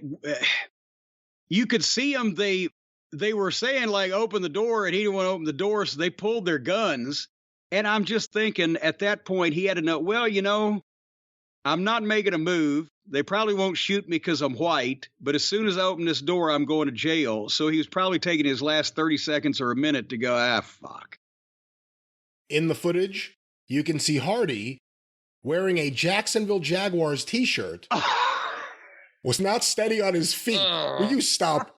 No, I'm not laughing at Jeff Hardy's misfortune. I'm laughing at how much worse can this be for Tony Khan if on the back of the Jaguar shirt it said Tony Khan wanks dogs. That's the only way it could have been any fucking worse. Wearing a Jacksonville Jaguars t-shirt, was not steady on his feet, and mumbled and whispered responses to the officers. During questioning, Hardy appeared to admit to drinking shots of Fireball before getting behind the wheel. It's fucking that early in the morning? Once again, we'll say this right now, it was 9:54 a.m. that they officially arrested him, so I guess it would have been a little bit before that they pulled him over here. Right? Yeah. It probably about, well, it's the video, they pulled him over on the side of the road, then they took him to a parking lot off the side of the busy highway because they couldn't hear him, and I guess he was, well, I don't guess because I saw it on video, he was unsteady. I guess they were afraid he was going to fall out into the street. So it took a while. And as it says here, eventually officers took Hardy away from the busy highway into a nearby parking lot to perform field sobriety tests. Hardy, though, stumbled through each test, and after several minutes, an officer slapped cuffs on the wrestling star and told him he was under arrest for the offense of DUI. In police documents, officers say they tested Hardy's BAC through a breathalyzer back at the station and claim he blew a .291 and a .294. Hardy bonded out of jail late Monday evening, but was ultimately, according to court records, hit with 3 charges, including felony DUI as well as 2 misdemeanors. He's due in court for a hearing in the case later Tuesday afternoon. Well, now, I got to be honest with you. I've already seen something on the internet somewhere that was canceled.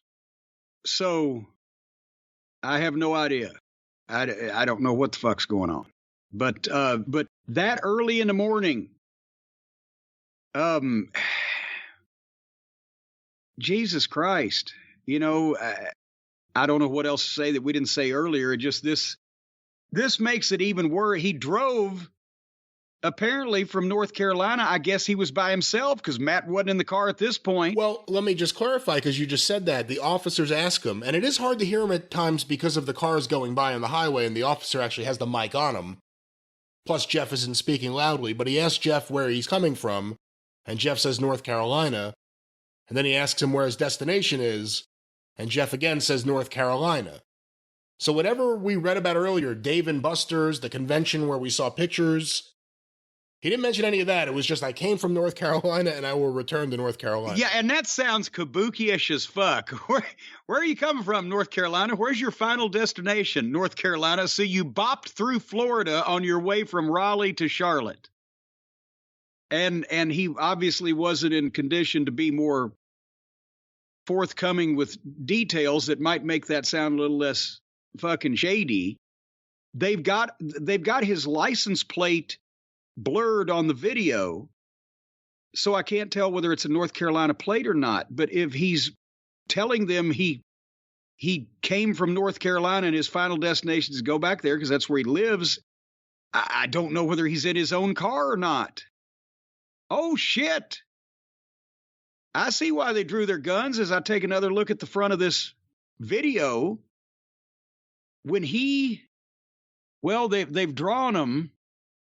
Two cops walk up to the car, one on either side. They've drawn the guns, and he's not in park yet. And all of a sudden, the car starts moving ahead, and you see the cops think they're about to have to tackle this, but he stops again, and I think he was trying to put it in park. But that's why both of them are on the driver's side, and they weren't real gentle when they finally got him to open the door and pulled him out of the car. And he's lucky it's daytime and he's white. He would have been shot. Yeah. Car just starts rolling away when the cops are there. Jeez. Jeez. It wasn't moving fast, though. But anyway, whether he drove to North Carolina or whether he got a car down, how did he get a car? Who let him get a car? Who let him be wandering around on the highways at 9 o'clock in the morning, pickled? It just... if there was enough, if he was out there long enough and went far enough that there were 4 different people that called that took it upon themselves to call 911, because how many times have you been driving down the road and you see some knucklehead just doing stupid shit? But this had to be attention grabbing enough that I'm going to call 911 and I don't know anybody here. Multiple people. I don't have a dog in this fight. Multiple people. So, I mean, you know, the only thing, this is Tammy again. The only thing is that he hadn't hit anybody else yet. Does the video getting out now make it, I don't know if easier is the right word, but does it make it more obvious that Tony Khan has to immediately cut bait, or what do you think? Well, I would think, he could have fucking taken out a goddamn billboard on the side of I-95. Hey, Jacksonville Jaguars, I work for them, and I also drink and drive. He's wearing the fucking team shirt. It's like, here, Tony, open your mouth a little further so I can piss in it without standing up and aiming. What else are you going to do at this point? Well, if any other Jeff Hardy news happens as we're recording, I'll break in and let you know, but why don't we lighten up the mood for a minute here?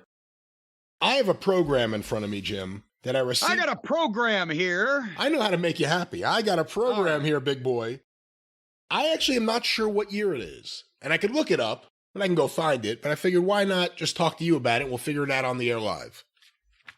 Sounds like a good deal to me. So this is Tuesday, March 25th, wrestling news from Louisville, Kentucky, the Armory. Oh. Devoted to wrestling, the only year-round sport. So I'll read you the card, which is spread across several pages. The first main bout, 1 hour, 2 out of 3 falls. Is that the first bout listed? Let me just double check that. Yep. The first main bout, 1 hour, 2 out of 3 falls.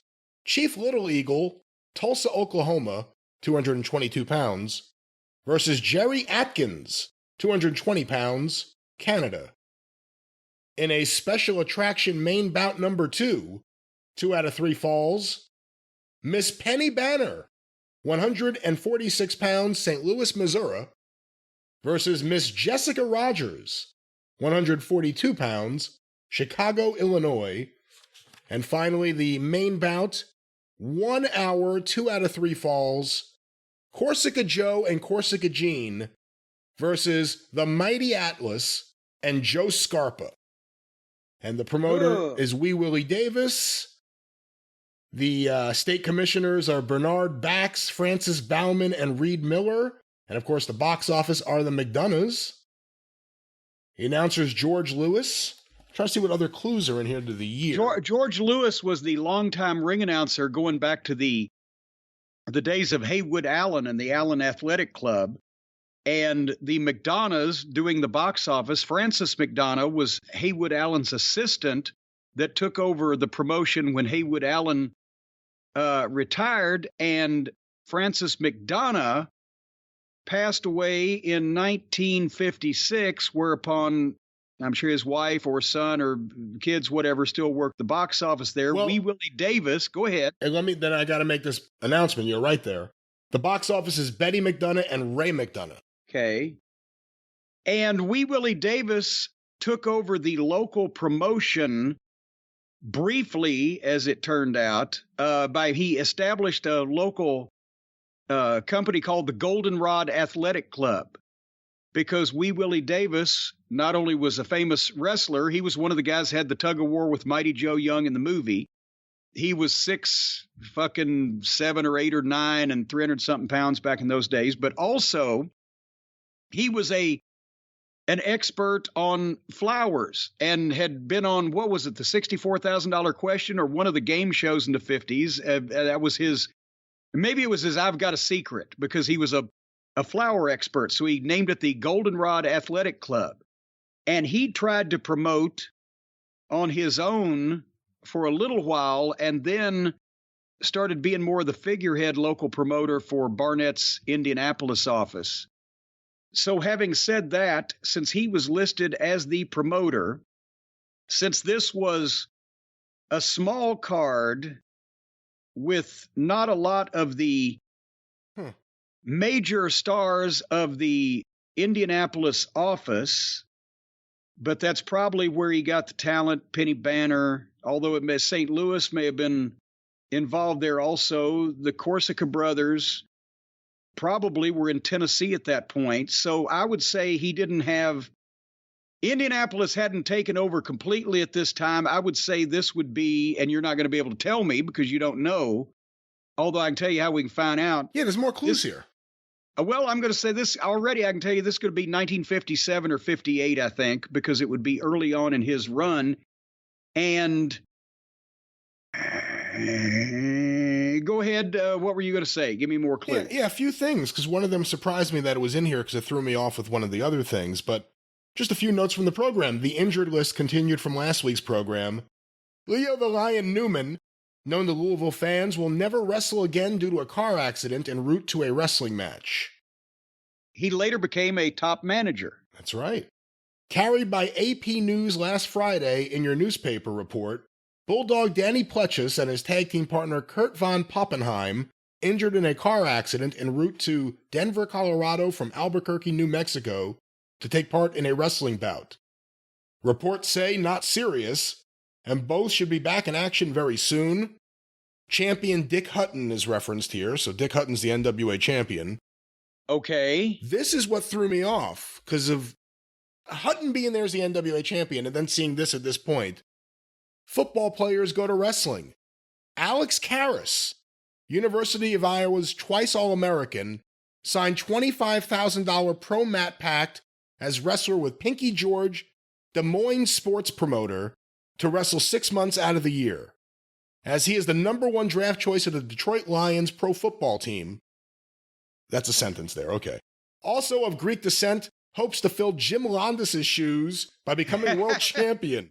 And then it goes into some history there, but I think I didn't realize Alex Karras' name would have been there so early, actually. Well, you didn't. Well, see, that's how that they got the idea for the deal with Bruiser in Detroit in what, 1962? Right, several years later, yeah. Because they knew that he'd been trained, because he was a hotshot college football name, and Pinky George had signed him to an early contract and given him some training, but it didn't pan out.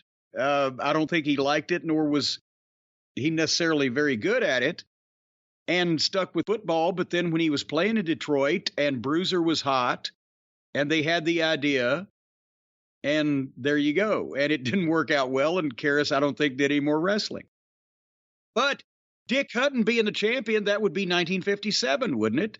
Yeah, Gene Kaninsky, the Canadian Avalanche, one of, if not the top money earner last year, being an eager beaver, says he can beat, this is written so weird, says he can beat 2 former world champions in 1 hour in St. Louis, March 28th. They are Bill Longson and Whipper Watson. Wow, that's interesting. Wow, they were pushing Kaninsky, 2 of the biggest names of all time, the biggest draws of all time, in a handicap match against one new kid. And they're building him up for a match against Dick Hutton. And again, the fact that there's so much St. Louis heavy stuff in here, you picked up on it early. It seems like St. Louis is really involved here. Yeah, well, a lot of the Louisville talent came from St. Louis or the Nashville booking office, even through the days of the Allen Athletic Club and into Francis McDonough running the show. But that's why it was kind of a shift when Francis McDonough, and a lot of this I've gotten from John Cosper's incredible research, and he just did, we're going to talk about it on The Experience this week. He did a revamped 10th anniversary edition of Bluegrass Brawlers with twice as much information on Louisville wrestling history. Nice. Very cool. But the point is, Barnett kind of snuck in and took Louisville and kind of did the same thing with Indianapolis, which Sean Delaney's been doing the great research in on Evansville for his 400 Court Street podcast. But a lot of the talent in Louisville and Evansville came from the St. Louis office until the late 50s, and Barnett started annexing things, and sometimes the local promoter had to be changed and or run out of the picture. In Louisville, it was easier because the guy died. But yes, this was still St. Louis influence. And also, I mean, all respect to Penny Banner and Corsica Joe and Corsica Jean, but this was not a big card. And the glory days of Louisville wrestling kind of ended with Francis McDonough's death. And then Barnett really was never able to make Louisville a go. They didn't consider it a priority. It didn't get big cards. TV was jerked around a lot. We had Chicago TV for a while, but that's finally why that they pulled out and it went dark after 1965 or so, and Jarrett was able to revitalize things in 1970. For the listeners out there who don't know of them, what can you say about the Corsica brothers? I didn't actually get to see them in their prime. Corsica Joe was more famous in modern era Tennessee wrestling for being the guy who, sat back in the back at the Nashville Fairgrounds. He was married to Sarah Lee, the female wrestler, and she helped Christine Jarrett sell tickets. And Corsica Joe was the guy that sat back and watched the back door. But the Corsican brothers, especially in the Tennessee territory, but they'd worked Florida, they'd worked Texas, the Midwest in the 50s, all over the country. But for 15 or 20 years, they were a very highly sought after team, and they drew tons of money in Tennessee with Don and Al Green and the Von Brauners and some of the, mass tag teams like, the Infernos. They were, oh, God damn it. Where were they from? They were French, but it was like a French, Corsica, of course, but they were of French descent for real. And so they're, I think, goddamn, was Joe's real last name was something like Petite, like that. But anyway, not too much about their wrestling career, but he was a nice old man. And he was like 80. They did an angle with him on Memphis TV with him and somebody, I can't remember who. I was gone by then. And of course, Corsica Jean was later murdered. He had a bar in Florida. That's right. I forgot about that. Somebody came in and knocked the place over and shot him. So that just proves it's better to watch the back door instead of run a bar. All right, I guess that's a way to look at it. But yeah, I'm pretty sure you're at 1957 there, by all accounts. But John Cosper, he's done this research. We can ask him. He'll probably weigh in on it. He found the date of the card that my dad went to write a story on it for the Courier-Journal in the late 30s. Oh, wow. It's in the newest edition. There were two promoters in Louisville, and one of them was promoting at one of the theaters, which that sounds crazy, but this was the 1930s, and the Armory, the convention center, later the Louisville Gardens, was the only sports arena in town. They did a lot of wrestling early in the 20th century at the Buckingham Theater here and the Gaiety and the Savoy. There were theaters that could seat a couple thousand people. Well, anyway, one of the promoters was running the theater. One of the promoters was running the Armory, but it was getting on warm weather and there was no air conditioning. So they did outdoor matches at a place called Swiss Park. And my dad was in the promotions department working in the office for the Courier-Journal. And he always wanted to write for the paper. And so they milked him. They assigned him, okay, go write a review of the wrestling matches. And he takes his wife at the time, his first wife, and this was 1938, and goes down to Swiss Park and sits down and said, boy, it's an awful sparse crowd. And then the ring announcer, the same person you mentioned, just came out and said, ladies and gentlemen, due to the sparse turnout, the event tonight has been canceled. Watch the newspaper for the date of the next match. Thank you. Refunds at the box office. And he gets up, he's like, well, there ain't no justice. So he wrote an article for the paper on the wrestling matches about not getting to write an article for the paper about the wrestling matches. And I found that in one of his army trunks years after I got interested in wrestling.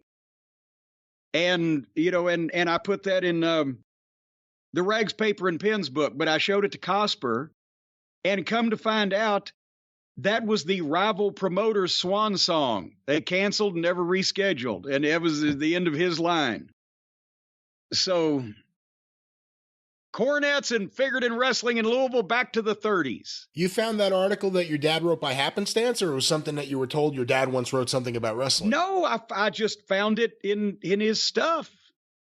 And I was like, he went to the wrestling, and I knew it was the late 30s because of, you know, things that were on the clipping that he didn't really clip it out. He just tore it out. And I knew it was the late 30s just by evidence, but I had no frame of reference until Cosper's done all this research.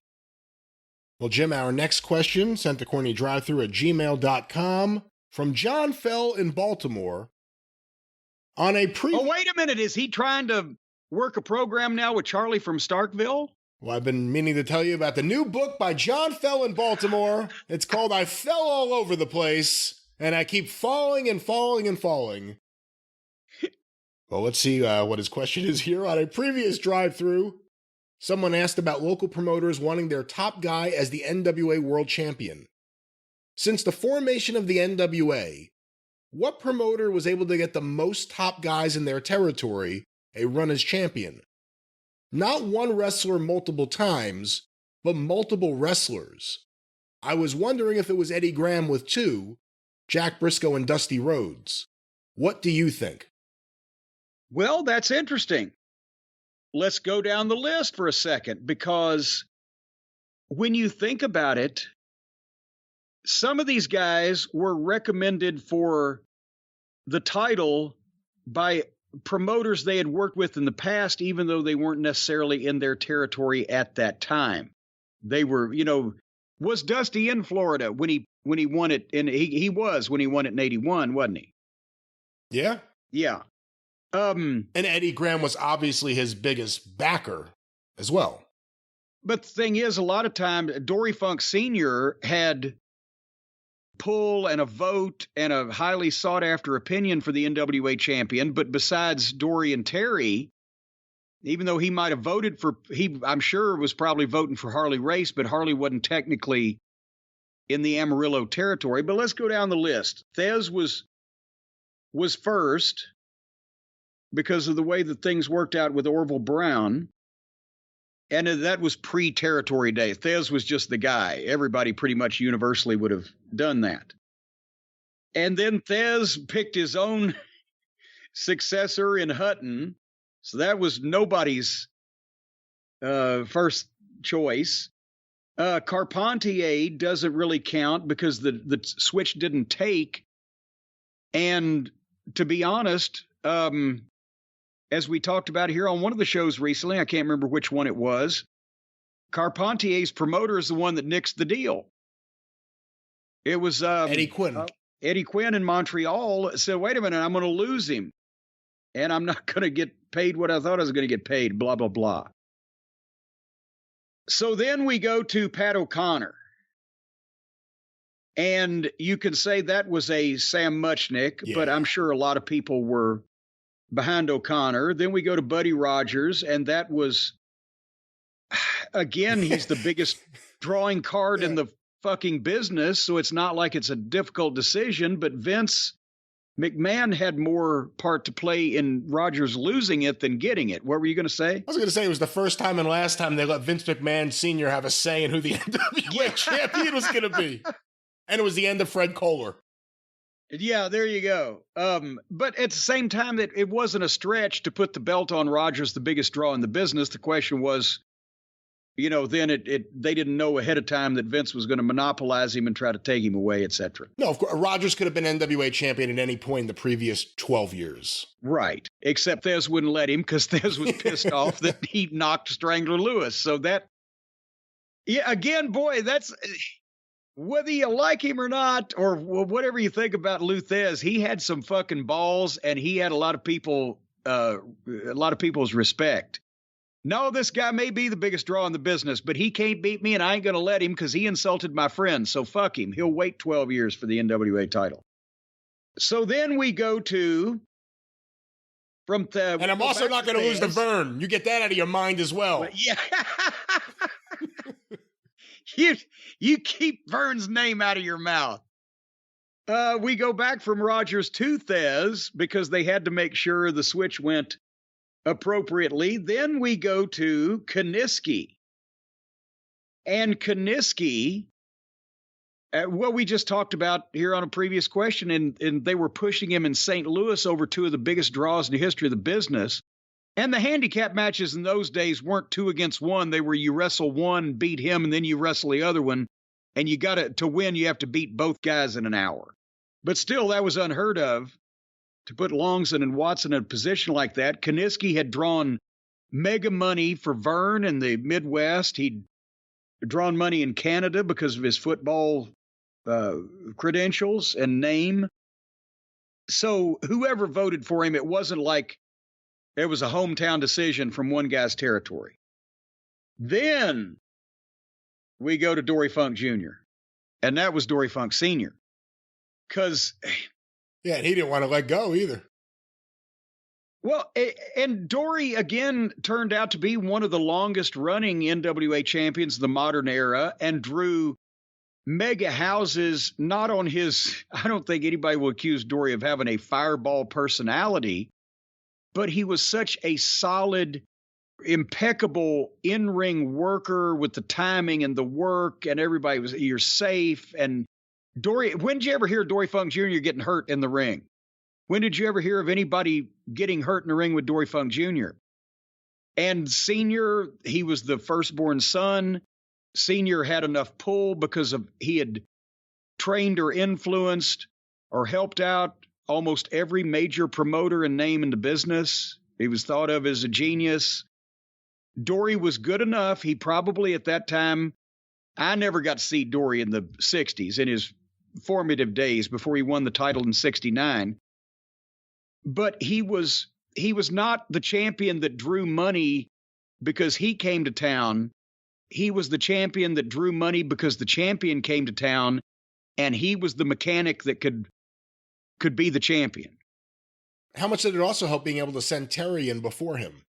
Well, yeah, and then, you send Terry in to set up which they did in reverse to a lesser extent when Terry won the title, and Dory would sometimes come in first, but mainly that was Terry's job. "I'm not my brother's policeman" was the wrestling magazine headline.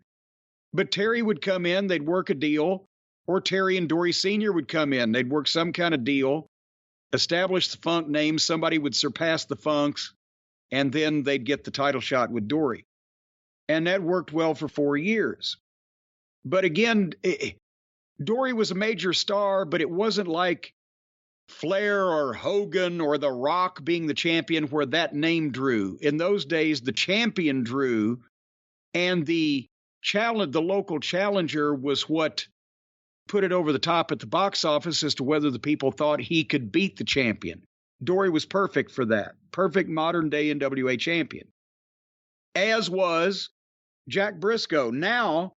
And here's the thing also, it's not like that Eddie Graham was necessarily going to turn a Funk down to be champion because the Funk's second home territory was Florida. And Dory ended up moving there. So I'm sure Eddie Graham was behind Dory, but it was obviously Dory Sr. that started that ball rolling. With Jack Briscoe, it was all Eddie Graham. Go ahead. And that's what makes those dynamics right around there so interesting, because Eddie Graham had always been, I'm going to use the word cahoots, although not necessarily in an evil way, but it has always been in cahoots with Dory Funk Sr., going way back. Well, because Funk Sr. helped train Eddie Graham and teach him booking and things and such of that nature. That's right. So they're always working well together. Dory Funk Jr. is always in Florida.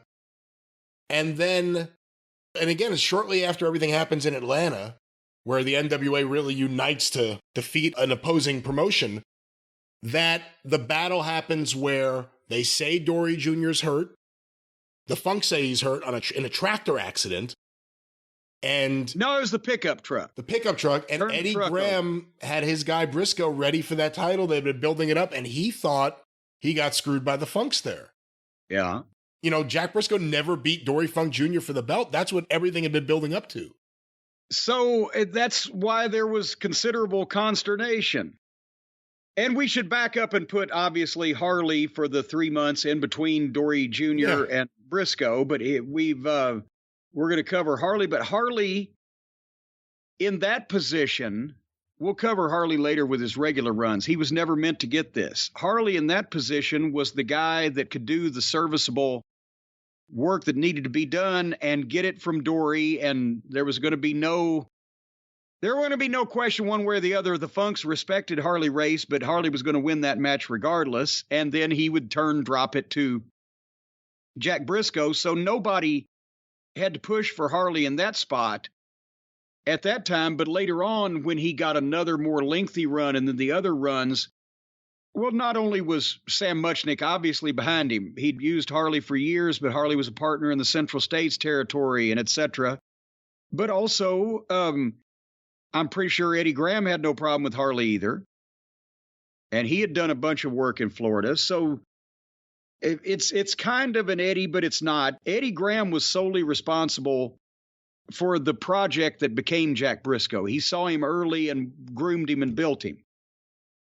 Harley then again, and then, after Harley, besides the problem becomes then you got three guys all vying for the title with promoters pushing them. You have Dusty being pushed by Eddie Graham. You have Flair being pushed by Crockett. And you still have people, including in St. Louis, talking about DiBiase. And this doesn't even count the favor to Barnett for Tommy Rich for a week, or, Harley cashed in from Baba for whatever. But with Dusty, Flair, and DiBiase, you've got Crockett and probably Sam Muchnick. He was using Flair in St. Louis, and DiBiase would have been more of a guy that Muchnick would have liked, but Dusty had the tremendous track record in Florida, even though he wasn't a traditional, type of NWA champion. So that would have been an Eddie. And then, then after that, it kind of got broken up. And by that point, there were not enough territories. Crockett was calling pretty much all the shots by 84, 85. Do you think an extended Dusty Rhodes title run could have worked in 81? No. I don't think so, because Dusty was so over at that point that he overshadowed the local guys. You couldn't sell a ticket to see your local hero come and beat a guy that was more popular in his own hometown than he was. And everybody just went batshit when Dusty Rhodes showed up. So nobody would have wanted to see him lose. And that wasn't the way the whole thing was set up at that point in time. So maybe in New York, it would have been better because they were used to a babyface long-term champion. But if the territories had, and in 81, 82, 83, they were all doing great business. Most of them. But if Dusty had been a champion for a couple of years, he would have had to work exclusively with heels, and that may have hurt all the other top baby faces in the various territories, roads to the top, no pun intended. I mean, if that would have been the WWF model applied to the territories. They started Lawler's march to the world title when he was a heel in Memphis, but he was a hometown guy. And he was starting to get that buzz. And then later they just carried it over when he became a babyface. But if the world champion, when he came into town, had been more popular than Jerry Lawler, there wouldn't have been a chase. And it would have been the same every time, when Briscoe was chasing Funk Jr. in Florida, Briscoe was the babyface. Funk Jr. was the somewhat subtle heel. It wouldn't have worked that way, I don't think, for Dusty to be champ. He would have drawn the first time around everywhere because everybody wanted to see him. But then unless you had hot heels lined up for him and then people would come to see Dusty Rhodes fight the heel. They wouldn't come to see Dusty Rhodes lose the title of the heel. And I don't know if they would have wanted to see, especially in some of the smaller territories, the top babyface, if suddenly he's matched with Dusty Rhodes, people would have been like, fuck, we wish we had Dusty here all the time. How do you think it would have worked out if Bruno had taken the deal in, 67? When was Bruno offered the run with the NWA title? 66. 66. How would that have worked? Would he have gone into some of these towns as a heel? It wouldn't have. No, see, here's the thing. They wanted the match for New York because they could have drawn a fortune with that. And they also, when you say the match, you're talking Bruno versus Thez. Bruno versus Thez. That's why in Thez's book, they had the meeting with Toots Mondt and Vince Sr. and the whole 9 yards. And it would have helped the Northeast because they had stadiums that they could have, had that match in, and the publicity, it would have drawn, a six-figure gate at minimum, blah, blah, blah. But the deal they pitched was they wanted Bruno to win the first one and have the belt for a year or whatever. And then, of course, then he would return the favor. I don't know. I'm not saying Bruno would have gone back on his word, but Vince McMahon Sr. would have made sure that that rematch probably didn't take place. But the reason it didn't happen because Thez said, I want $100,000 or some ridiculous amount of money to lose the match. And that ended those discussions. And Muchnick was fucking pissed at Thez, according to what Thez said. Yeah, and the Bruno side of the story is Bruno said, I don't want to do it. I don't want to go work more days. Well, but that was the thing also, is Thez wasn't going to put Bruno over, and Bruno didn't want the schedule. They neither one really wanted to do the thing, but the promoters wanted it. Muchnick wanted to get in, I think, in New York, have some presence in New York or whatever, and he could see the record gate. Obviously, Vince Sr. wanted Bruno to be the biggest star in the business, and it would have been, at that point in time, the biggest match that you could put together in wrestling. But Bruno was making pretty much as much money as Thez was, but only working the big major northeastern towns, still lived in Pittsburgh, and was home more often, and had a sweetheart deal where he called, even by that point, a lot of his shots. And Thez, not only was he still of the old-time mindset, I'm going to get paid to do a job for this guy in public, but also, I don't think, everybody said, well, Bruno was younger and he was so strong. Yeah, but Bruno never trained in shoot wrestling. So Thez would not have probably had an issue with Bruno doing something to at least make sure Bruno didn't beat him. But Thez wanted paid more than they wanted to pay. And because he had heat with Toots Mondt from the 30s and didn't like Toots Mondt and thought they were all thieves. And Bruno, I'm sure, would have been willing to go along with it if the match had been made, but didn't really want the schedule. So it never happened. Do you think Bruno would have been starting his day with a healthy breakfast? Well, he should have. I'm sure. Bruno stayed in great health his entire life. He worked out constantly. You got to know that Bruno Sammartino watched his carbs, except for the pasta every once in a while at a celebratory dinner. Oh. But Bruno Sammartino was not the kind of guy to get up and just start gnawing on sausage links and pig byproduct. Oh, no. And things with fat and grease and gristle in it. Oh. No, Gosh darn it. Bruno would get up and he would put stuff in his physique and his anatomy and his physiognomy and his biology that would keep that thing running like the well-oiled Italian machine that it was. And that's why if they'd have had Magic Spoon back then in the 60s, Bruno would have eaten it. But unfortunately, for all you people who used to like cereal, you remember when you were a kid, that's the kind of shit they made back then, with sugar and carbs and junk and chemicals and additives and preservatives. Well, nothing's preserving this stuff. You got to eat it quick or it'll rot. But while you eat it, it's good for you. 0 grams of sugar, 13 to 14 grams of protein, and only 4 net grams of carbs in each serving, except for the honey nut, which has 1 gram of sugar, but boy, it's worth it. 140 calories a serving because it's keto-friendly, gluten-free, grain-free, soy-free, and low-carb, and you can build your own box. I think they've snuck a few new flavors in on us, folks.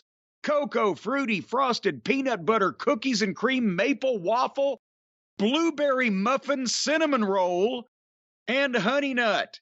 And they've just brought back the cereal bars that were popular a while back. They milked you, and then they took them off sale. Now they brought them back permanently for an on-the-go companion for your cereal or a quick meal that you can pull out of your pocket. You know, I love food that you can just pull out of the ass pocket of your jeans and just start gnawing on.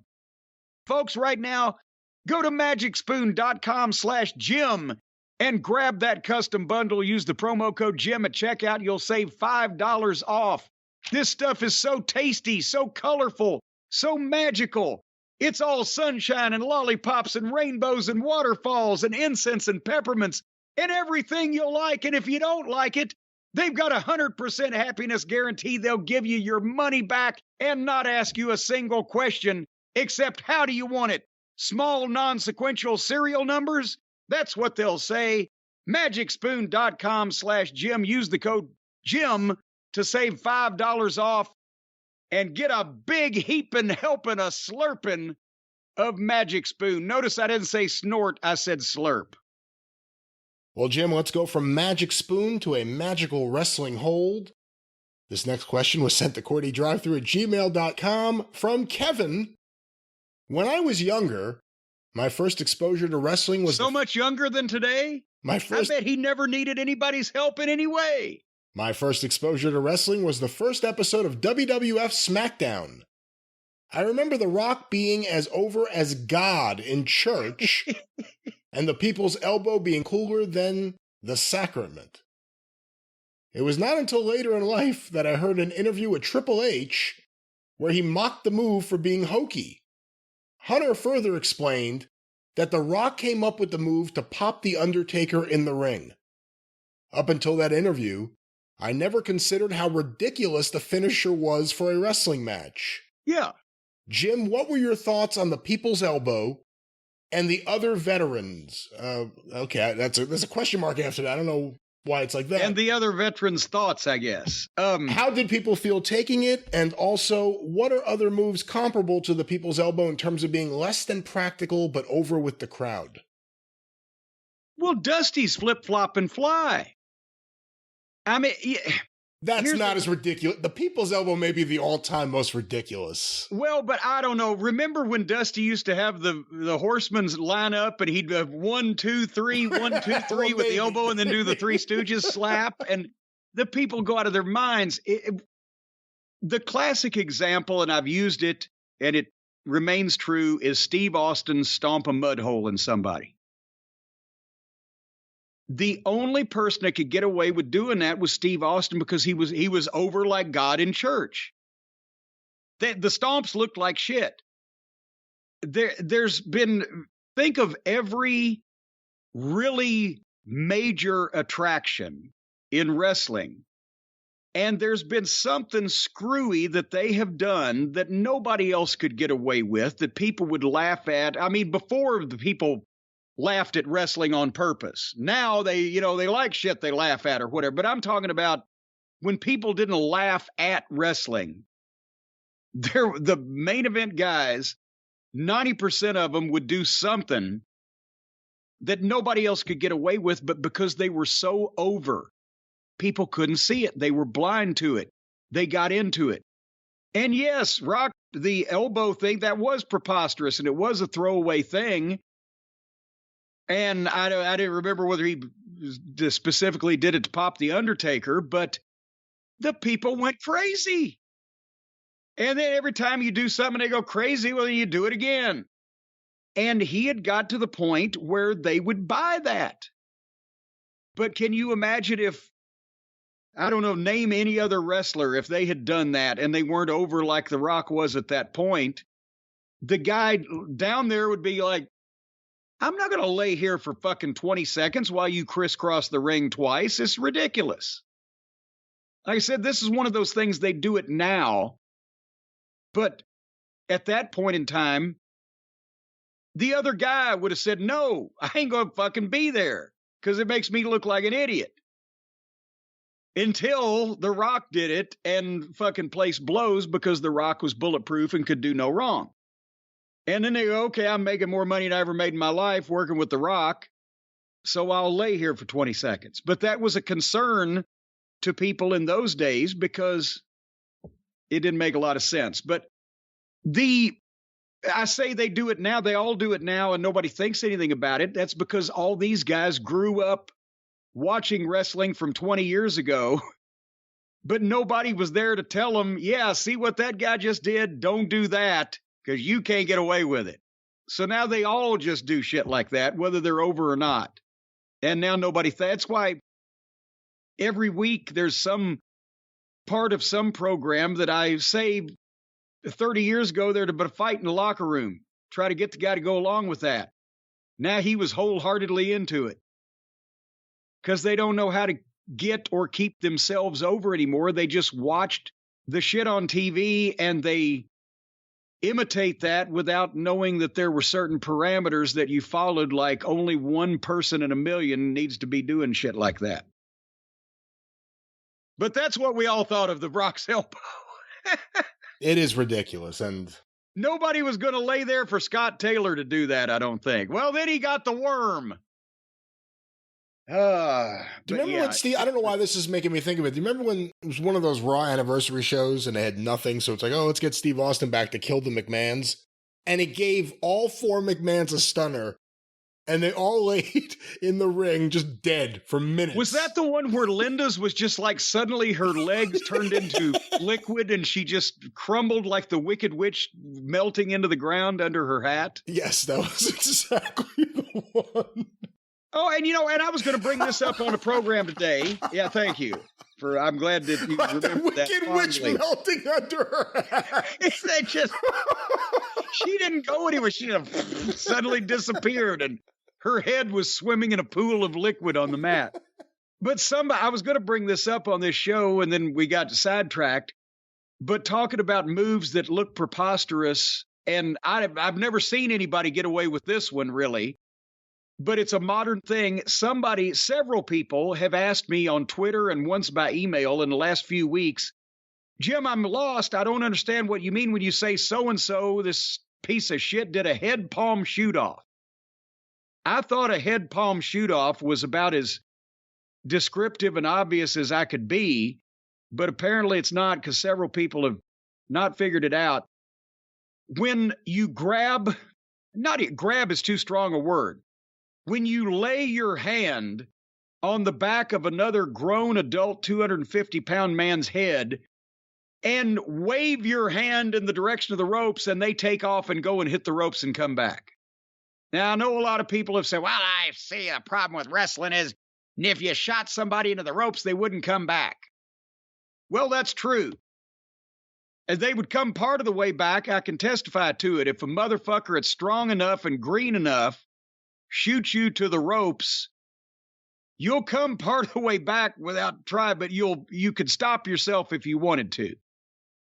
But if an arm whip is performed in any way correctly, it looks like there's the basis there that you're doing something. But when you just grab another grown man, again, grab too strong a word, and just go that way, and they take off running.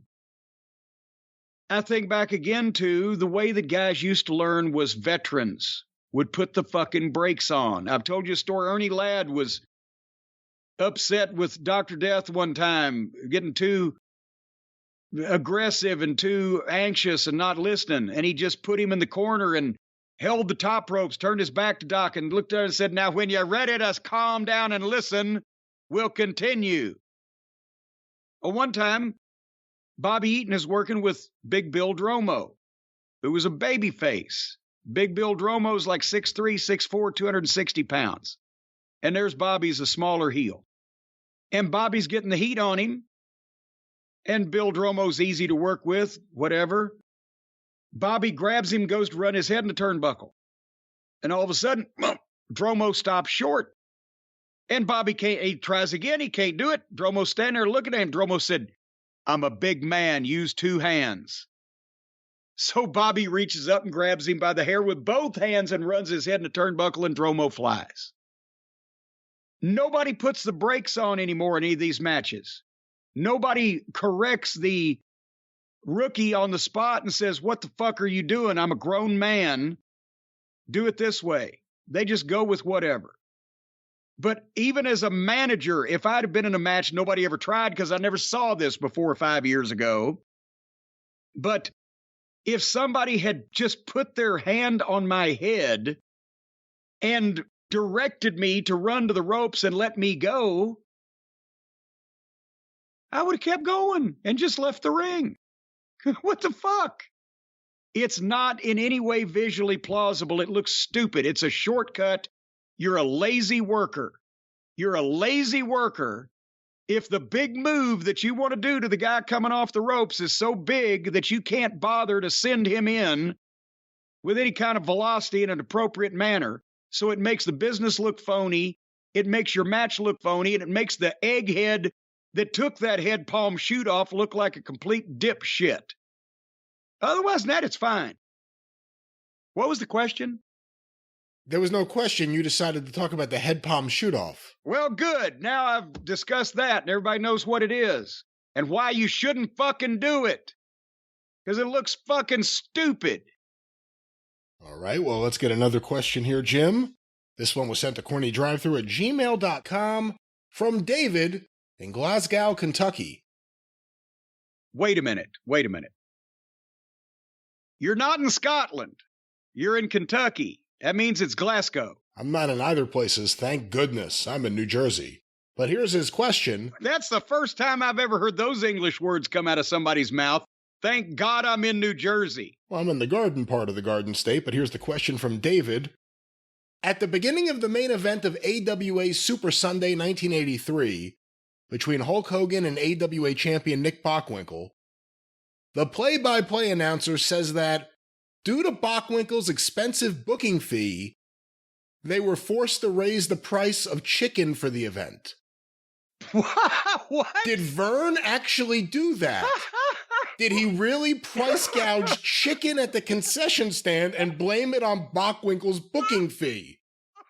I know you weren't there, but is that something that a promoter would commonly do? Do you know of other instances of promoters taking advantage of fans like that and using kayfabe to cover it up?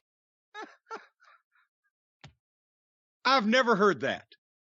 I've heard the ticket prices being raised. We could talk about that, and that was a common thing, but never the price of chicken at the concession stand? Was the sponsor fucking KFC, Mrs. Winters, Bojangles?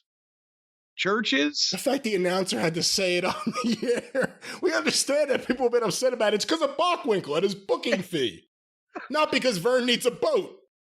But wait a minute. Now, here's the thing. That Vern doesn't get the fucking money from the concession stand at a major arena anyway. This was the big Hogan-Bockwinkel match where a Super Sunday. Was that at the Met Center in Minneapolis? Or where was that? I believe so, yeah. No, he don't get shit from the concession stand at the Met Center. I don't. Maybe it was it one of Lee Marshall or one of Vern's Jolly Joker announcers that was just ribbing somebody? Maybe before they did the show, Heenan was complaining about the price of the fucking chicken or so. I don't know. There is, and there used to be. There's not anymore. Again, But there used to be championship prices, and it made it not only more sporting-like, but you could also increase your gate. When the champion, the world champion, would come to town, they would say championship prices are in effect in some territories, and they'd raise the tickets $1 or $2 across the board because of the large guarantee that had to be paid to the world champion to get him to come, which was in effect true. Yeah, it was the NWA tax. Yeah, and they would raise prices on the tickets for that show because the champion was there, and in certain places they did it, certain places they didn't. The better run, more professional territories could get away with it. The weekly territories, it was hard to. Jared only did it a time or two. But I remember Dutch Mantell, when they let Dutch start booking Florida after Eddie Graham had died, he drew a house in some place where they got the people record, but they didn't have the money record. He said, how come? Oh, well, we ran the show with raised prices. He'd never been a booker before. He said, well, goddamn, you didn't tell me we could raise the prices. What were you going to say? Hogan Bockwinkel was St. Paul Civic Center. Okay, same thing. St. Paul Civic Center ain't giving Vern a cut of the chicken fingers at the concession stand. Seth Franklin Rollins. I don't know what to say. I kind of want it to be true just because it's such a great story. But I don't even remember the commentator saying that. I have to go back and check that out now. But Jim, let's get another question here. This one was sent to CornyDriveThru@gmail.com from David Robertson, Joliet, Illinois. What did wrestlers typically do when they retire for money? I'm sure most didn't make enough to live off for the rest of their lives. Was there a particular line of work that attracted them?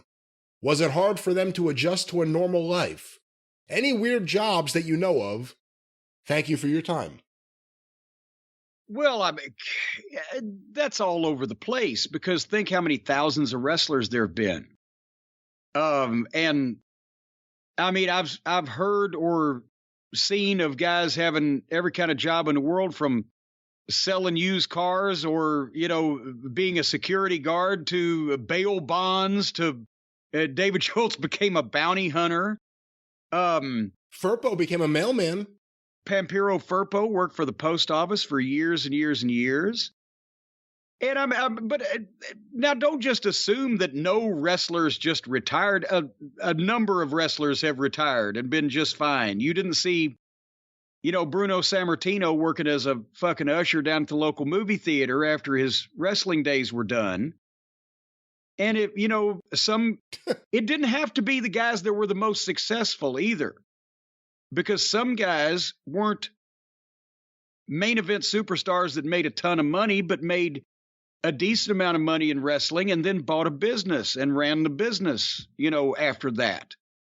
And other times, guys made 5 bloody fortunes and, pissed it all away. That goes back to Strangler Lewis, for God's sake, or any major movie star from the silent era, so that's all over the place. But a lot of times guys got jobs that,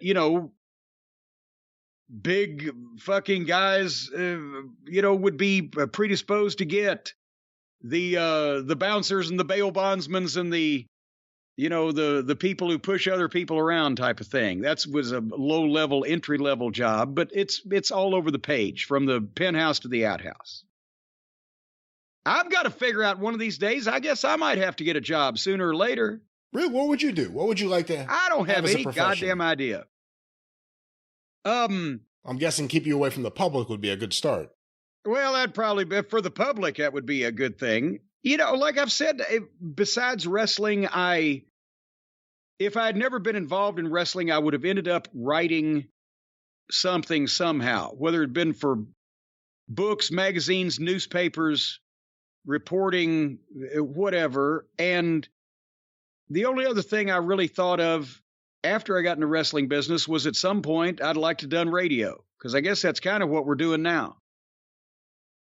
And otherwise, now I've had a lot of interests as hobbies, but nothing that I ever said I want to start a business and do this every day of my life, the rest of my life for a living. I've never really had any fallback plan. One of these days, I'm going to need one. I can see it coming. By the time I'm 80, I may need something to occupy my time. Well, Jim, we have some breaking news. Oh, boy. The show. Again? He broke out. He escaped. He's on the run in a white Ford Bronco. Tony Khan has issued a statement, or AEW, I guess, on behalf of Tony Khan, has issued a statement about Jeff Hardy. Here it is. We were able to resume contact with Jeff Hardy this afternoon. Wait a minute. Has this been translated from another language? That sounds like one of those tweets from New Japan where they run it through the translator. Sounds awkward and unwieldily worded. Go ahead. We were able to resume contact with Jeff Hardy this afternoon. AEW does not condone Jeff's alleged behavior. We've made it clear to Jeff that we'll assist him in getting treatment for substance abuse issues, which he has indicated that he is open to receiving. Okay. In the interim, he is suspended without pay, and he can only return to AEW upon successfully completing treatment and maintaining his sobriety. If you or a loved one needs help, please reach out to SAMHSA, I don't want to get this wrong, SAMHSA's National Helpline, 1-800-662-HELP, signed Tony Khan, President and CEO, All Elite Wrestling. Well, that's probably the most professionally that he's handled anything yet. So good for Tony and good for Jeff to be being open for it at this point. It's probably how he got asked also. I can see Tony Khan asking somebody to do something more nicely than John Laurinaitis. I just have to see, was there a previous statement? The fact that they began the statement with, we were able to resume contact with Jeff Hardy, as if there was a previous one that said, we have nothing to say because we have no contact with Jeff Hardy. I don't know. But at least he finished strong. Tony did. All right, well, that, I think, concludes the Jeff Hardy news from today's episode. So let's get back to the grappling. And I understand Monday Night Raw aired last night. Oh, boy. And I understand I watched some of it, and I have no memory of any of it. I have no memory of any of it. And explain it like you explained it to me. So, Jim, I watched Raw last night. I went to sleep about 10:30. So I saw the first 2.5 hours, but when I woke up, I can't remember anything that happened. That's the way you said it to me. But it will probably come back to me when you start talking about it as well. Yeah, well, I ain't going to go into too much detail. Again, boy, howdy. This is a 3-hour program that could be, the meat of the matter could be condensed into 15 minutes, and you wouldn't miss anything. And a couple of things I watched under false pretenses. If you may recall, the first segment was Miz TV. And normally I skip Miz TV, but they opened up, there's Paul Heyman already sitting in the ring for Miz TV. So I said, I'm going to watch Miz TV for Paul Heyman, right? Any of this coming back to you? Do you remember Paul's jowls being out there? I do remember now this segment, and I can also see you saying, I want to watch Paulie chew up the scenery, yes. Well, he didn't get a chance to take a bite because Paulie, he introduced himself, and they got with that. Paul's becoming a baby face because they just love to say his name and shit on the introduction. But then Miz did a long monologue about Money in the Bank and the cash-in process like he's done twice and put himself over endlessly. And I just jotted down, will Paulie ever get to speak? And that's when Miz pitches to him with, the winner of the Money in the Bank will cash in on Roman Reigns, and Paul says, and they will fail. And then Paulie took over, and he did. For him, this was nothing. For anybody else, it had been a great piece of business, but for him is lackluster because he didn't get very long. But he has the great facials and the reactions and the delivery. But as soon as he said a few things and talking about Roman Reigns, here comes riddle music. And oh, Christ. Goof comes out and does goof shit and calls Paul a horse's ass. Miz was pissed at the interruption of the show there. I was pissed that we didn't get to hear more of Paul. And instead, why couldn't Riddle have come out and interrupted Miz? Have you noticed, Heyman reminds me of John Taffer. What? Have you noticed that? Why? Because of the hair dye? Well, no, actually, yeah, Paul's hair was not that fucking midnight black when he was 23 years old. Our lightning bugs are following him around in the daytime with hair that dark. I mean, you could fall into his hair and disappear. It's got its own gravitational pull. It's so black. But he reminds me of John Taffer because he gets that smile on his face when he's browbeating somebody and dressing them down. You don't want to look bad in front of your whole family, do you now? But anyway, so this Friday night, it's going to be Riddle against Roman Reigns on SmackDown. Either they're setting up for something good to happen with somebody else with Roman Reigns, or this is a program we're going to have to watch between Riddle and Roman. I think so. I think Riddle's one of the guys that they seem to really like. A lot of guys are out. They don't have a lot of inventory right now. So you kind of have to go with what you have. And he is over with the fans there. I mean, we don't really like his goofiness, but the fans like him. And out of all the people there, what are your other options? Do something with one of the New Day members again?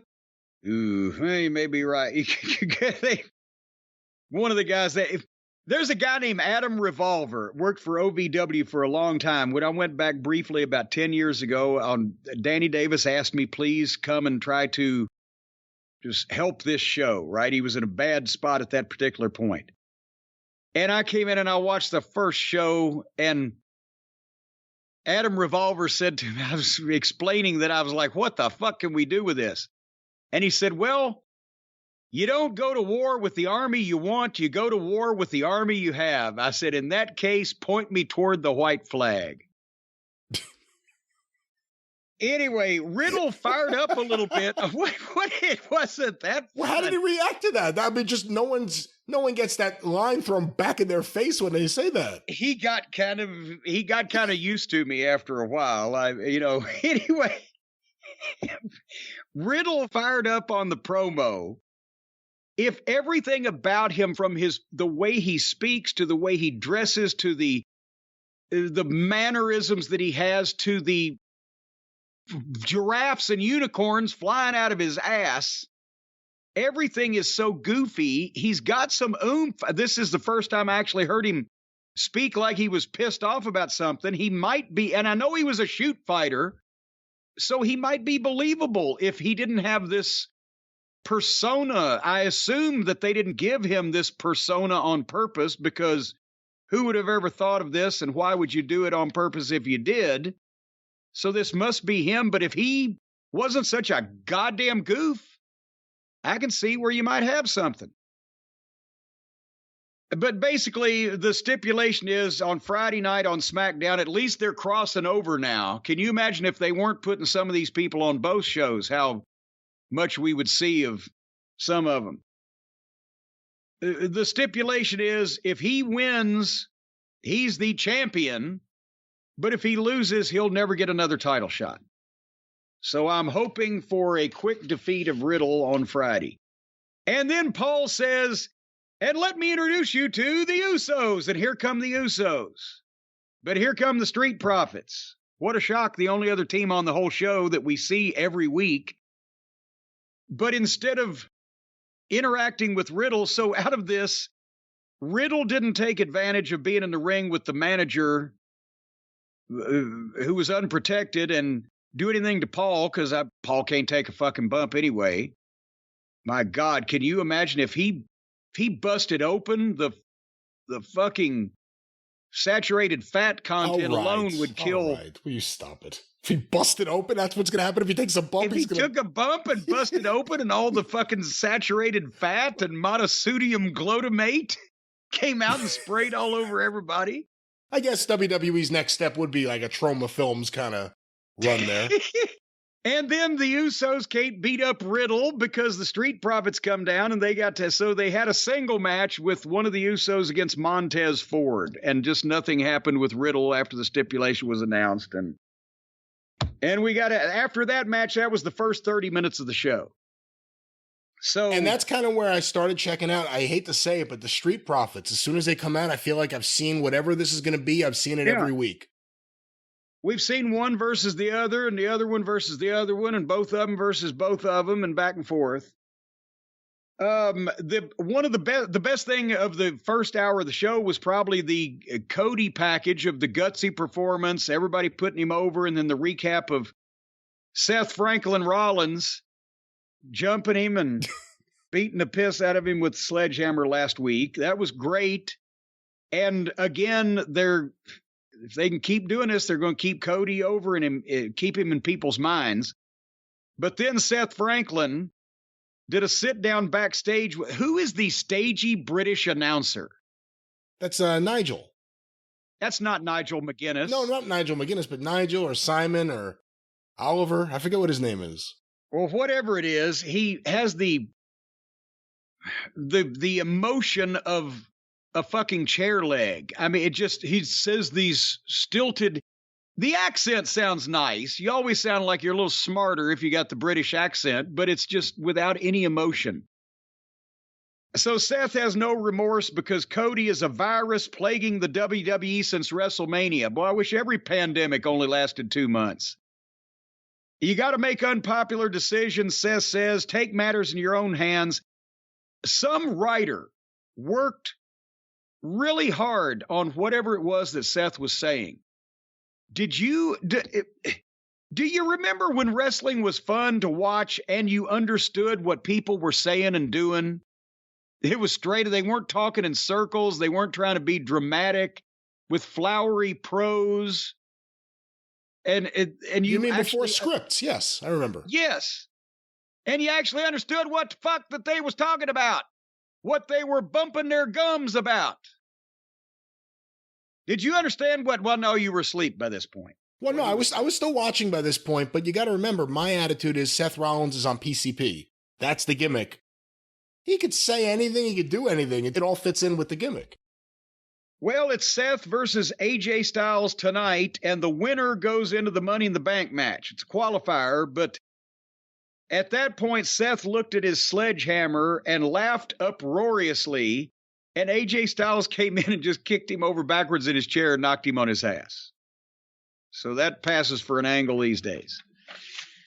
Did you watch Becky versus Dana Brooke? I did watch that because I really like Becky Lynch, and I wanted to see what they're going to do, and usually she's one of the few highlights of the show, so I did watch. Well, I didn't watch most of this because of Dana Brooke, because on one hand, you have Becky Lynch, great heel, great worker, great promo. On the other hand, you have Dana Brooke of the 24/7 title nonsense and the plastic surgery that makes her look like a duck-billed platypus. And so I declined to pay too much attention to this. But basically, as she should have, Becky beat the shit out of her in very quick fashion. But then Oscar came out and beat up Becky with the erratic puke-induced camera work, whereas zooming and panning and jerking and things. And the way that this finished up was Oscar hit Becky Lynch with 6 of her kung fu strikes and kicks without Becky Lynch being able to take one bump or even register anything at 100 miles an hour. And then Germaned her, and Becky powdered to the entrance. And then Alexa Bliss just comes out right past her, waves at her, and gets in the ring, and Oscar steps out and leaves, and we have a girls' tag match involving other fucking people. So did they want to get heat on Becky by having her beat up Dana? Or did they want to get Oscar over by having her beat up Becky? Or why the fuck, once that they had started that fight, did they just have other girls walk in between them and everybody just left that had been previously fighting? Oh, my fight's over. I'll just walk away now. What the fuck happened there?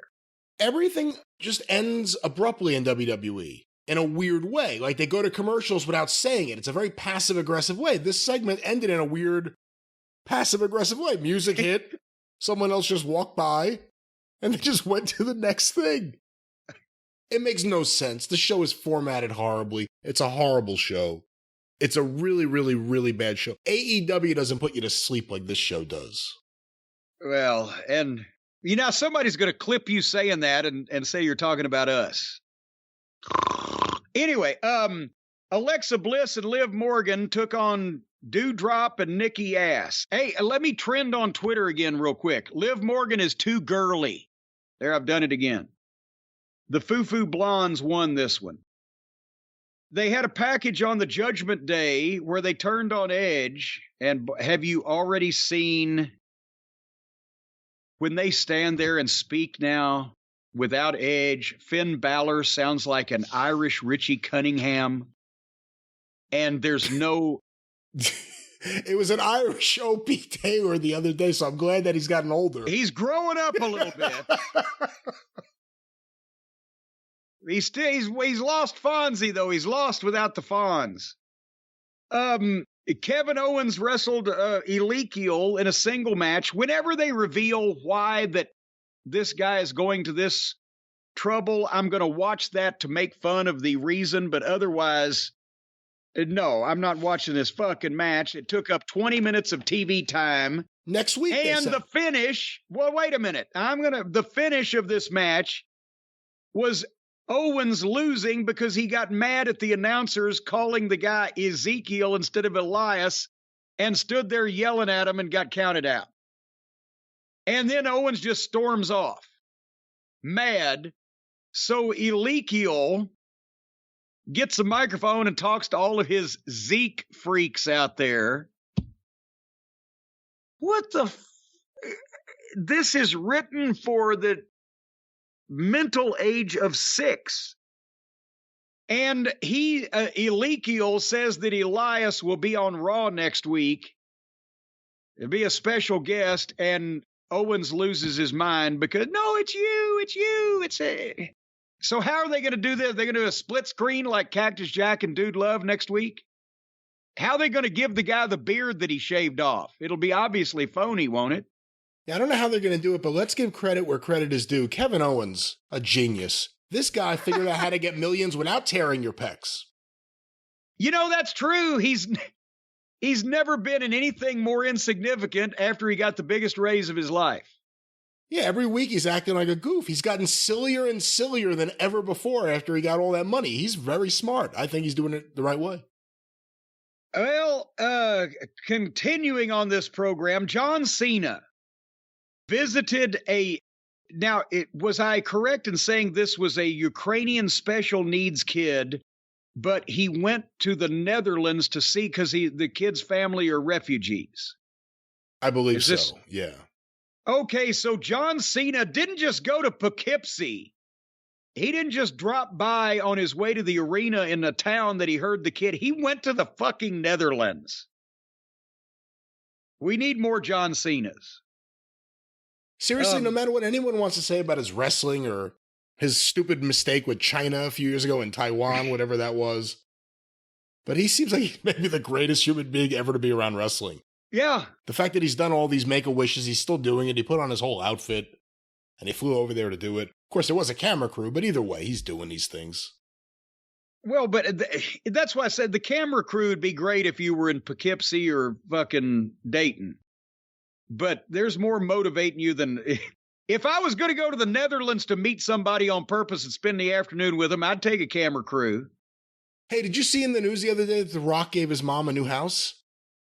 Yes, I did. I saw that. Did you immediately laugh about the fact that we always talk on the show about it? He always has a camera crew with him for all these dudes. And here's the camera and mom.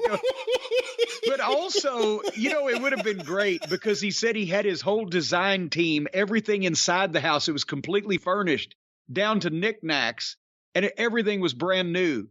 It'd have been great if she walked in and said, whose shit is this? Where's my shit? What have you done to my stuff? Where's your grandfather Peter's fucking shells from the beach? And anyway, MVP cut a promo on Cedric Alexander because he interfered at Hell in a Cell and Cedric won't stay out of their business. So MVP had to wrestle a singles match against Cedric Alexander. And now they've got the managers wrestling because the manager is a better worker than the guy that he's managing. And Cedric had a flurry and almost distracted him. And MVP took over and hit his finish. Boom, 1, 2, 3 in about 90 seconds. This would have been a squash match under any circumstances. But when the manager beats you in 90 seconds, are they trying to tell Cedric something? I don't know. I was surprised by this whole thing, actually. I've been surprised that they brought Cedric back for this role. It's been several weeks now. And then his music hit and this happened. But they brought him back just to make fun of him, nobody wanting him to help them. And everything he does backfires. Yeah, that's exactly right. And this is a way that, I guess this is a way you have almost an MVP do something that ties into something without Lashley being involved. Oh, we're going to get to him in a minute. The qualifying match finally came up for the Money in the Bank extravaganza with AJ and Seth. And, I hate to say it. These guys, again, two great professionals. They're going to have a great match, a great TV match, or a pay-per-view match. Whatever you ask them to do, they can both work. They're both incredible athletes. They're not going to do anything stupid. They're not going to hurt themselves or anybody else. It's going to be exciting. But on this program, in this company, it just seems it took 10 minutes to get into it, obviously, on this show. But it seems like I've seen this all 100 times. All the matches look and sound the same. The announcers sound the same. The building looks the same.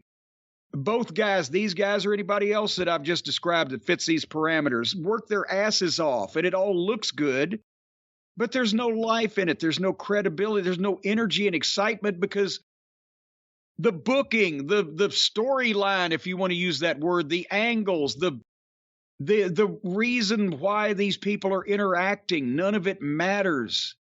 It's all so blah and so same and so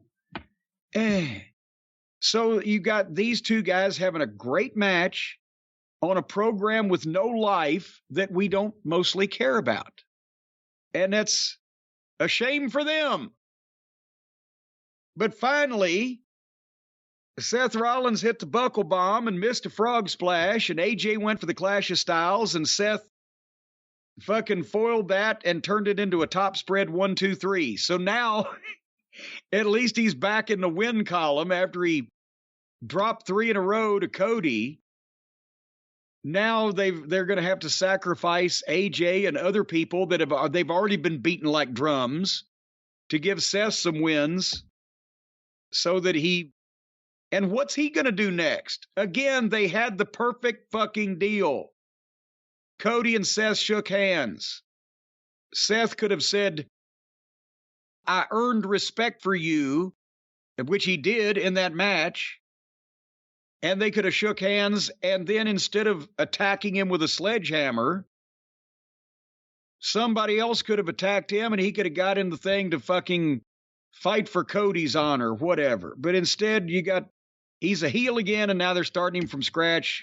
Maybe he'll beat some more people. And he still lost those 3 matches to Cody. The way you just laid out, it would have made a little more sense. Okay, he lost those 3 matches. He didn't win anything, but now he's a different guy. Now he learned something, and he changed his attitude, and those 3 losses were the best thing that ever happened to him because now he won't lose again. But that would have been too easy.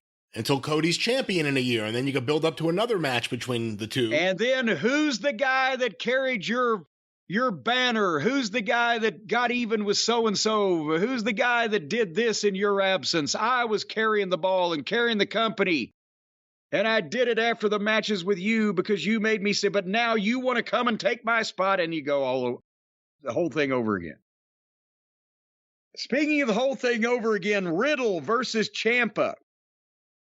So now, Tommaso Ciampa, formerly bright spot of NXT, will now be a middle card guy that puts goofs over that they use in the main events, but never does anything on his own because elsewise he would get over because he's a great worker. And in 3 minutes, Riddle wins with an RKO 1, 2, 3, and the announcers say, easy win for Riddle. So now we know Thanks for coming, Tommaso. We really enjoyed you when they used you. At one point in this match, Riddle came off the top with, I think the announcers called it the floating bro, but it's one of those goofy flips where they climb up on the top rope, turn their back on the ring and their opponent, jump off, flipping backwards and somersaulting, and he landed full-fledged across both of Tommaso's knees with Riddle's upper cannonballed, basically a flying cannonball off the top across both of Tommaso's legs in the middle. A guy, and I'm talking about on top of the kneecaps, not the other way, on the backs, but on the tops, like you don't want somebody to land on your legs. Tommaso's already had at least one major ACL knee reconstruction that I'm aware of. So this fucking goof decides to cannonball him off the top rope and land on both of his legs. And Tommaso sold it, which I don't know if he's selling it because he was selling or whether he sold it because he's like, I can't believe you just did that. Anyway, do you remember any of that? I did watch that, and I was pretty horrified for Tommaso because he sold it right away. When he got up and took the next thing, that's when I was like, okay, maybe it's not as bad as I thought. Or maybe he's just a trooper. But it looked really bad. It looked really bad. I mean, he landed right on his knee. So Bianca Belair was in the ring for a promo, and she said whatever, and I didn't pay attention. Rhea Ripley popped up on the screen, and that's when I started paying attention, but there she is with Finn Balor and Damian Priest, and I mentioned Rhea started, Finn did a smidgen of talking, Priest did most of it. Thank goodness at least his voice has some element of bass in it. Sounds like a man, but they're going to miss Edge real bad. And then Ripley promoted Bianca and the Money in the Bank. She delivers the scripted material, but she delivers it well.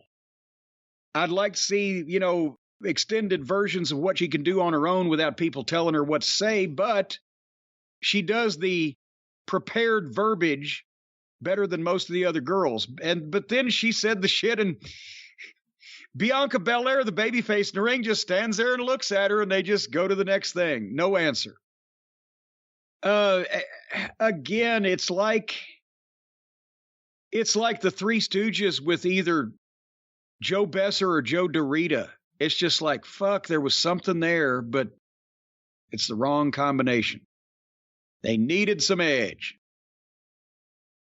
And then, where's it filmed? Is there a spooky corridor in the building? Are they in the same dimension that the House of Black is in? Have we not even taken that into account? Well, I think they're in the same dimension until they every once in a while they bop over to the fifth dimension, but that's only for Up and Away and My Beautiful Balloon or Stone Soul Picnic. I'd like to see the cameraman from the Judgment Day segments have a conversation with the cameraman from the House of Black segments. Find out what their experiences are like.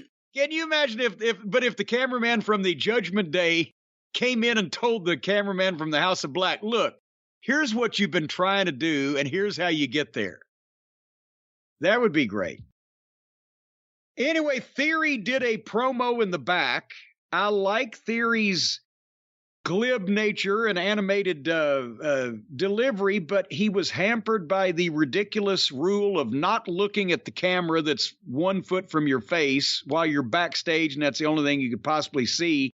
And they also made him say the phrase championship opportunity, but otherwise it was all right for what it was. It's about we'll get to the main event in a second. At least you missed that.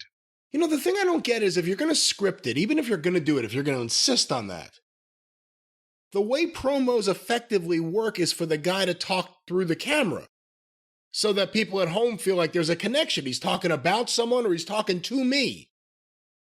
Why doesn't Vince accept that? Why is that one of the Vince things that he hates, to where people have to look up at things that are not flying in the sky and look over this way at where there's nobody, instead of just talking right to the people at home or to their opponent? From the time I got into business and started learning how to do promos and being taught how to do promos, people giving me suggestions, whatever, I always heard, yes, if someone is interviewing you and you're in a live situation with an audience, you look at, recognize, respond to, give an aside to the announcer. He's the guy you're talking to, but you also look at the fans in the arena. And you also, more importantly, if you really want to make a point to the nemesis that you're speaking to, that you're going to be fighting in whatever match coming up, you look at the camera and you make eye contact because you're telling that guy that you're fighting. But what you're also doing is you're telling the fans at home, and when they can look in your eyes and see if you look like you mean what you're saying and you're not blinking and you're not shifty-eyed and you're not searching in yourself for something to say or trying to remember something, when you're burning a hole in that camera lens with your eyes and you're meaning with the inflection and the force in your voice everything that you say, that makes people believe you.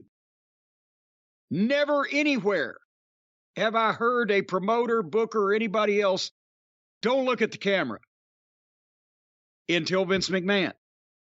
Much like medical facility, box-like structure, championship opportunity. I forgot about that one, box-like structure. Yeah, he started this when I was up there. In the late 90s, he would go on, it looks fake or it doesn't look real when they're just looking at the camera. Tell them not to look at the camera. On a pre-tape, there's an interviewer and an empty room. And so that's why everybody would acknowledge the interviewer and then look at the camera. But since he started saying that, and it was like everything else, you would say, well, not why, but what do you mean by this? Or what, you would ask more detail.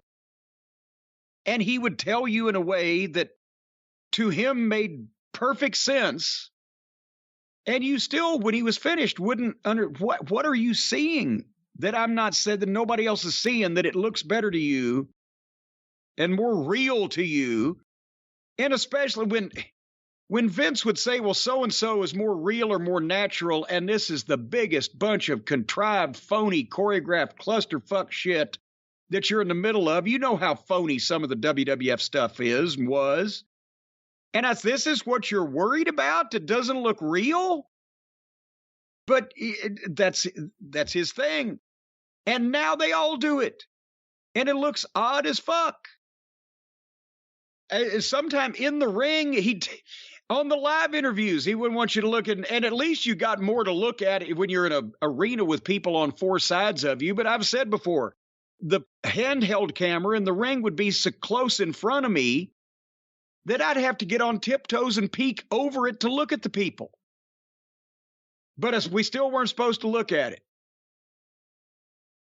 But I'd look at it every once in a while. Obviously, there was more. People more. Believed me. That's right. People believed you. They still believe you. And I believe there was more to Raw after this theory promo, I just realized. Yes, there was. That's the theory. And it hadn't been proven yet. Chad Gable wrestled Muhammad Ali or Mustafa Ali or whatever. Beer Mayhem took on Rey Mysterio. Again, there is no answer to whatever the Mysterios have done. He beat the shit out of Rey. Rey got a flurry, got shut down again. Old Beer missed a shoulder to the post and went to the floor, turned around and just wiped Dominic out, just turned him into a grease spot, got back in the ring, stopped Rey, got the camel clutch, and got the tap out. Complete squash match of Rey Mysterio. There goes the Hispanic audience. Are you ready for the main event by now, Brian, or do you wish that you had stayed awake and cognizant longer so that you would have some type of evidence if you intended to go to court to sue over a waste of your time for having to watch this program? I was absolutely sleeping by this point in time, and actually I was thinking more about the idea of going to court to prevent someone who is not the host of this show from transitioning to sponsors. Well, in that case, I know exactly the person you ought to call. Call Stephen P. News.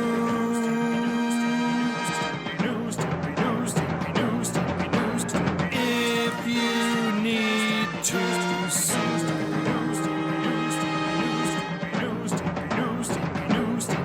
An outlaw mud show or two. Those are the rest.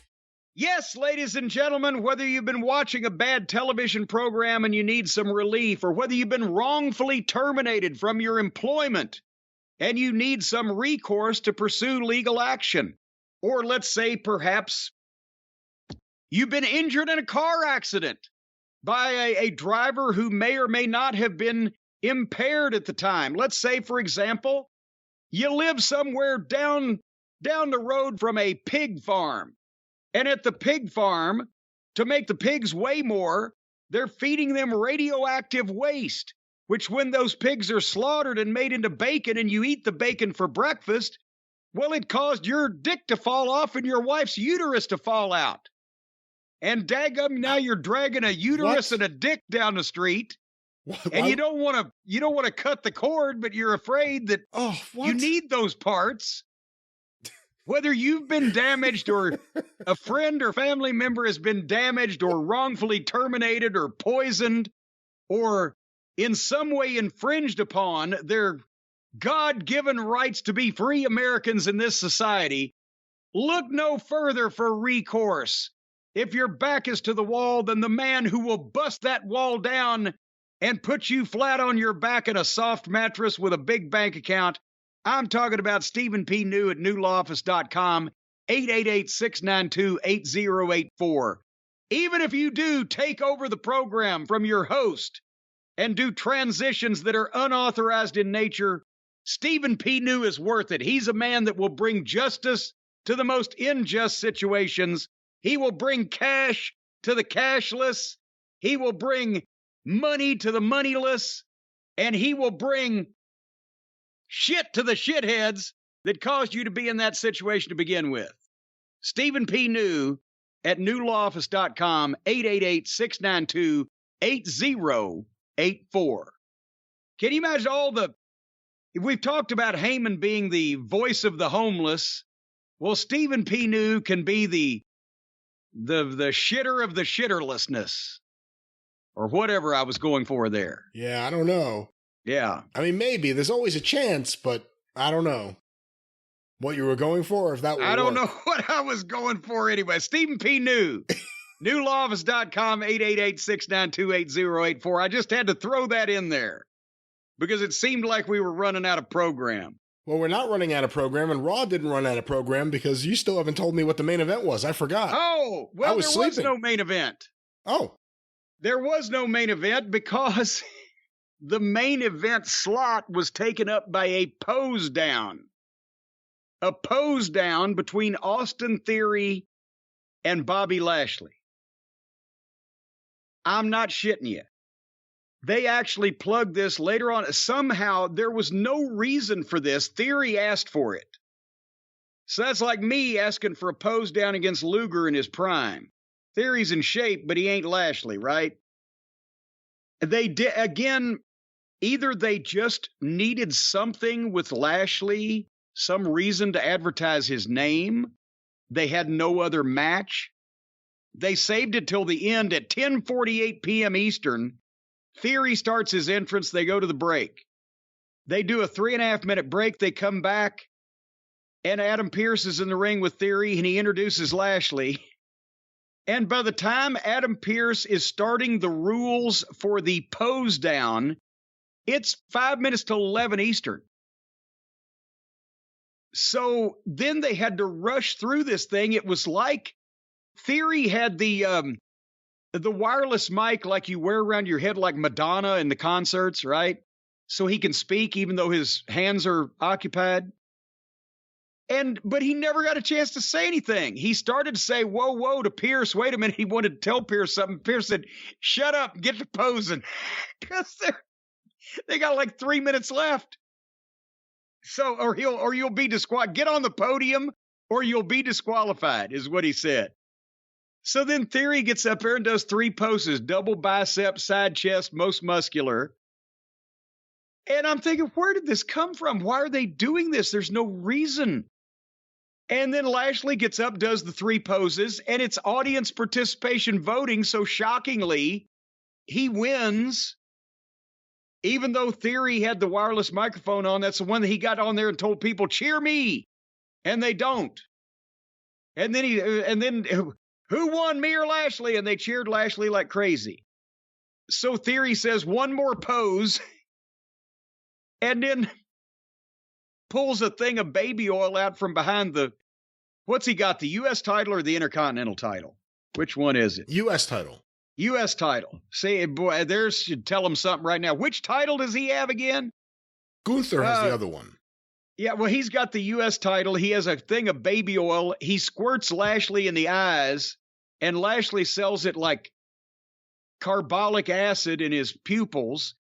And Theory hits a drop kick, and Lashley takes a bump out on the floor, and then people come to give Lashley a towel for his eyes, and Theory takes selfies in the ring, and that was it. And that was it. And they don't think they've given up. That's the saddest thing about what this show is. They don't think that's how this comes across. You mean to tell me that they said, point me to the white flag when they saw the army they were about to march into war with? I know they don't have a giant roster, which is amazing considering all the wrestlers they fired over the last few years. But I was about to say they fired 2 territories worth of guys in the last year. And didn't we at one point still say they had 100 and something left? Where'd they all go? That's a good question, but that was Monday Night Raw for a very raw Monday, as it were. Jim, 1 or 2 more questions before we wrap things up. Very well. This next one was sent to CornyDriveThru@gmail.com from Jason and Nissa in Albuquerque, New Mexico. Last night, my better half and I went to the SmackDown house show here in Albuquerque at the Tingley Coliseum. My God. So all the arenas in the whole country that have been torn down and shuttered and boarded up, and the Tingley Coliseum in Albuquerque is still there. Holy mackerel. The building was opened in 1957 and gives a very old-timey feel when watching wrestling, but in the best way. Natalya and Rousey had a SmackDown women's title match where Natty came out and tried her best to be a heel. That worked, up until the match started. Natty was going at half speed, and Rousey still couldn't catch up. The crowd started chanting Holly home. Holly's from Albuquerque and trains there. Oh! And in between chants, you could have heard a mouse fart. Long story, incredibly boring. What do they do with Rousey? She gets heat, but needs a mouthpiece to speak for her, which is also part of why she can't get over as a babyface, and the in-ring work doesn't seem to have improved in the last 4 odd years. What would you do to right the ship and make Rousey a believable babyface or heel if the in-ring work remains where it is? Or can that ship even be righted? P.S. Slimmed down Gunther is quite the sight to see in person. What an animal. Oh, God. With Rousey, here's the thing.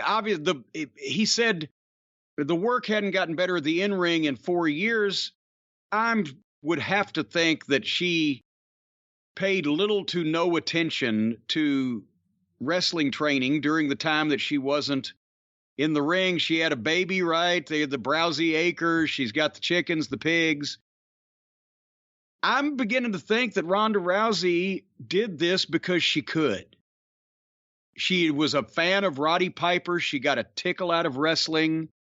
Her and her girlfriends used to talk about it. So when she became a megastar in the UFC and the MMA world and got a chance to sign a contract for a shitload of money to go to the WWE, it was probably a big deal at first, but then she got over it because you can tell now there's no interest.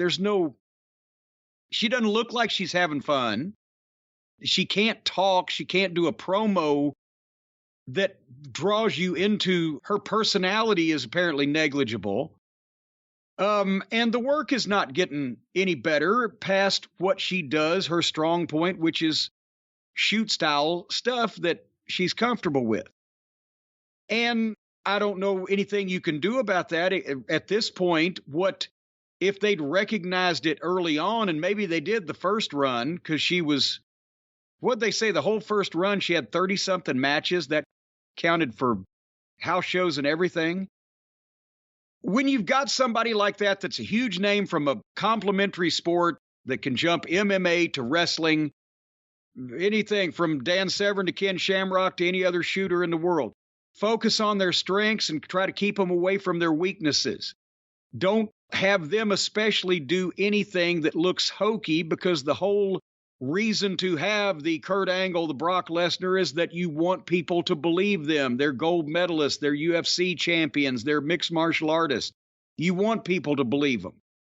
And you don't want to see them, if they're not polished pro workers, you don't want to see them for long periods of time or repetitively, because then you can see through it. You want them to be in big matches that get in and get out, use their explosiveness, and still make it seem like a shoot to take advantage of the strong points that they bring to the table. You don't want them doing 20-minute matches. Like I said, don't put Rousey in a fucking battle royal where she has to twist in the wind and figure out how to keep herself busy. You want her focused on one opponent that's probably got some experience so that she can take all the throws and the judo moves. You don't want Ronda Rousey out there like anybody who can't talk, doing long-winded explanations of shit or a flowery backstory to an issue. You want them to be able to speak and get the point across and get out. If they wanted to make her a babyface, that horse has left the barn, I think, at this point, because not only have the people seen that her work is not necessarily there, but they've seen her disinterest and her bleh promos, and just maybe that's why Vince told her to smile, because she needed to look like she was having fun, because she looks like she's at gunpoint out there. They could easily make her a heel. All they got to do is fucking put Paul Heyman in her corner and let him talk for her, and let her only have 3 or 4 pay-per-view matches a year against only the best girls in the company, Bianca, Becky, Charlotte, whatever. And even then you'd have to turn most of them, because most of their best girls are heels also. But Heyman could make the little bitch a fucking heel, and no sweat, if she kept her mouth shut, put that demon makeup on, got that stink face, and did some dirty deeds to people, and just let Heyman do the talking and the thinning. He could do the thinning around there for both of them. Then she could be a heel, because people are starting not to like her anyway. But it's sad when you got a name with that much name value and recognition. And at first it was like, oh, like I said, she was a big fan and probably tickled to do it. But I think now it's like, I'm still committed to this. I've moved on in my head. She tends to get fed up and move on with things quickly, doesn't she? I guess so. I could tell you, in terms of her career regressing, I feel like it's just in the last few months it's gotten really bad. It was okay, she's rusty, she's been gone a little while. The promos have gotten worse over the last few months, and in the ring, remember, she had a few moments that were really good. She wore the karate gi in Saudi Arabia, and she looked pretty good in there. Yeah. But boy, I don't want to watch her anymore. It's just, she doesn't look like she wants to be there, or elsewise she's just, very, very shy and very bleh. Jim, this next question sent on Twitter using the hashtag CornyDriveThru was sent by Bronco Bronson.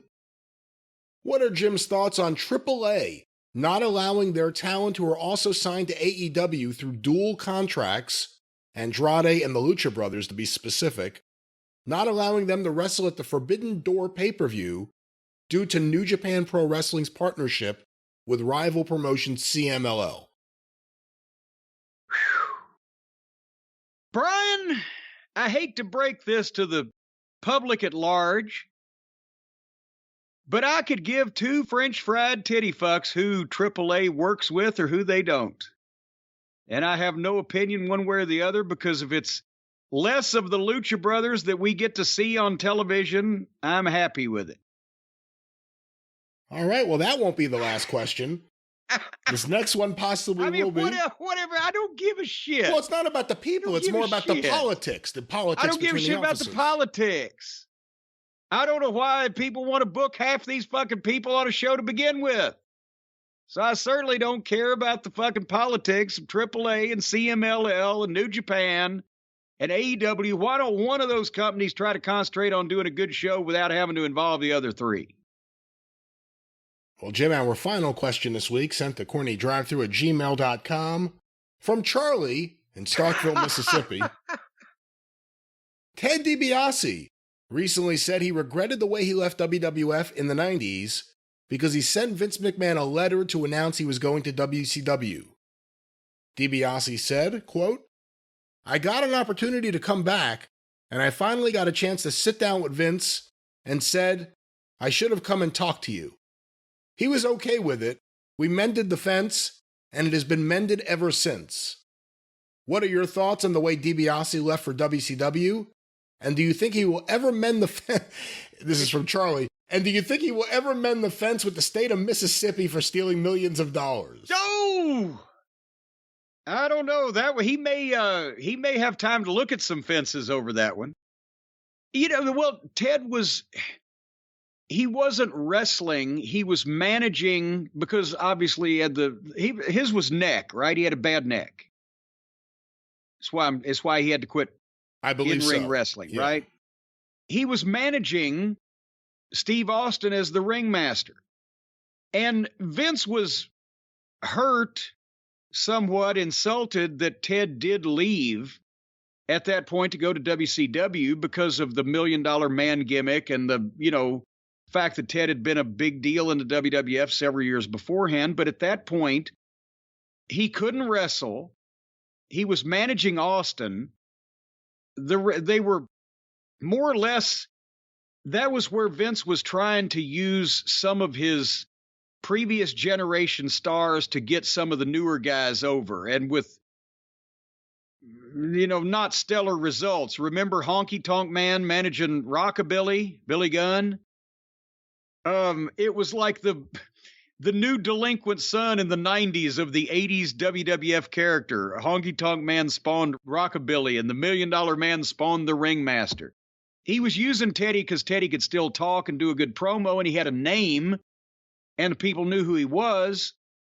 But that was not a good combination, Ted and Austin, because of all the reasons we've talked about. Austin didn't want to be the Ringmaster.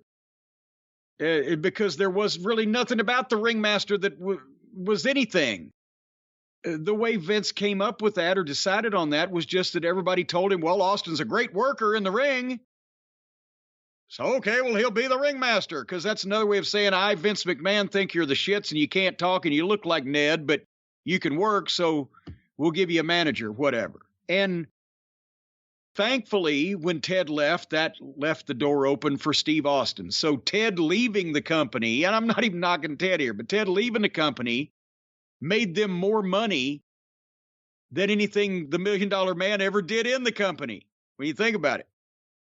Having said that, Ted left because they were throwing money away like drunken sailors in WCW, and he could get a guaranteed contract for buku amounts more of money then Vince was paying him to do the same thing, wander around and talk, and he didn't even have to work as hard because he got lost in the shuffle down there when they signed 200 people. And wasn't he basically, his WCW career consisted of being a partial manager of one of the NWO groups? He was an early NWO member, which made you think he was actually going to have a bigger role to play, and then he just kind of faded into the background. That's why they brought Virgil in as Vincent, was you had DiBiase there. It made sense. Yeah. And then he kind of faded into the background. Except Teddy wasn't wrestling. So that's right. He was just in the NWO. But so he had to have his own NWO manager, even though he wasn't. So, yeah. But he made a ton of money. But you couldn't say that because he couldn't be the $1 Million Man. So there's a man who appears to have some wealth at ringside. But that's, again, that's why he left. And it was actually the better thing. And that's probably why Vince made up with him and buried the hatchet, because he looks back and said, yeah, fuck, if you hadn't have left, I would have kept Austin doing what he was doing instead of just giving up and waving my hands in the air and letting him be himself. With that, the drive-thru is closed. Hold on, I got my saxophone. Oh my God. You know, people are now sending me advice how to play this thing. Yeah, somebody needs to. Of course, the drive-thru will return next week. Hold on, let me make it a little sweeter for everyone. That saxophone, were you sticking the mouthpiece up your ass and farting for that, or? I think that was one of the songs we just heard, but of course you can hear more of this kind of wonderful joy next week on the drive-thru, and this weekend on the Jim Cornette Experience, wherever you find your favorite podcasts. Don't forget, access the archives of the drive-thru and the experience. Patreon.com/Cornette. $5 a month gets you access to the archive. Patreon.com/Cornette. Subscribe to the official Jim Cornette YouTube channel. Over 300,000 subscribers and growing daily. Full episodes, clips of episodes, omnibus collections, all with the very popular and exclusive Travis Heckel artwork. If there's something you hear on the show that you want to share on social media, the official Jim Cornette YouTube channel. You can follow Jim on Twitter at @TheJimCornette. You can follow me on Twitter at GreatBrianLast. You can hear me on the 605 Superpodcast at 605pod.com. Are available wherever you find your favorite podcasts. Don't forget about Cornette's Collectibles at JimCornette.com. Are there any figures still left? There are a few. Commentator play sets still available. Get them while you can. There will now be no waiting on any of this stuff because we're all caught up. Thanks to the hands of the Featherbottoms. At JimCornette.com and in your mailbox, I presume. Of course, the drive-thru is brought to you by the Law Office of Stephen P. New, 888-692-8084. Get even with Stephen at newlawoffice.com. But until next week here on the drive-thru, and this weekend on the Jim Cornette Experience, for Jim Cornette, I'm the Great Brian Last.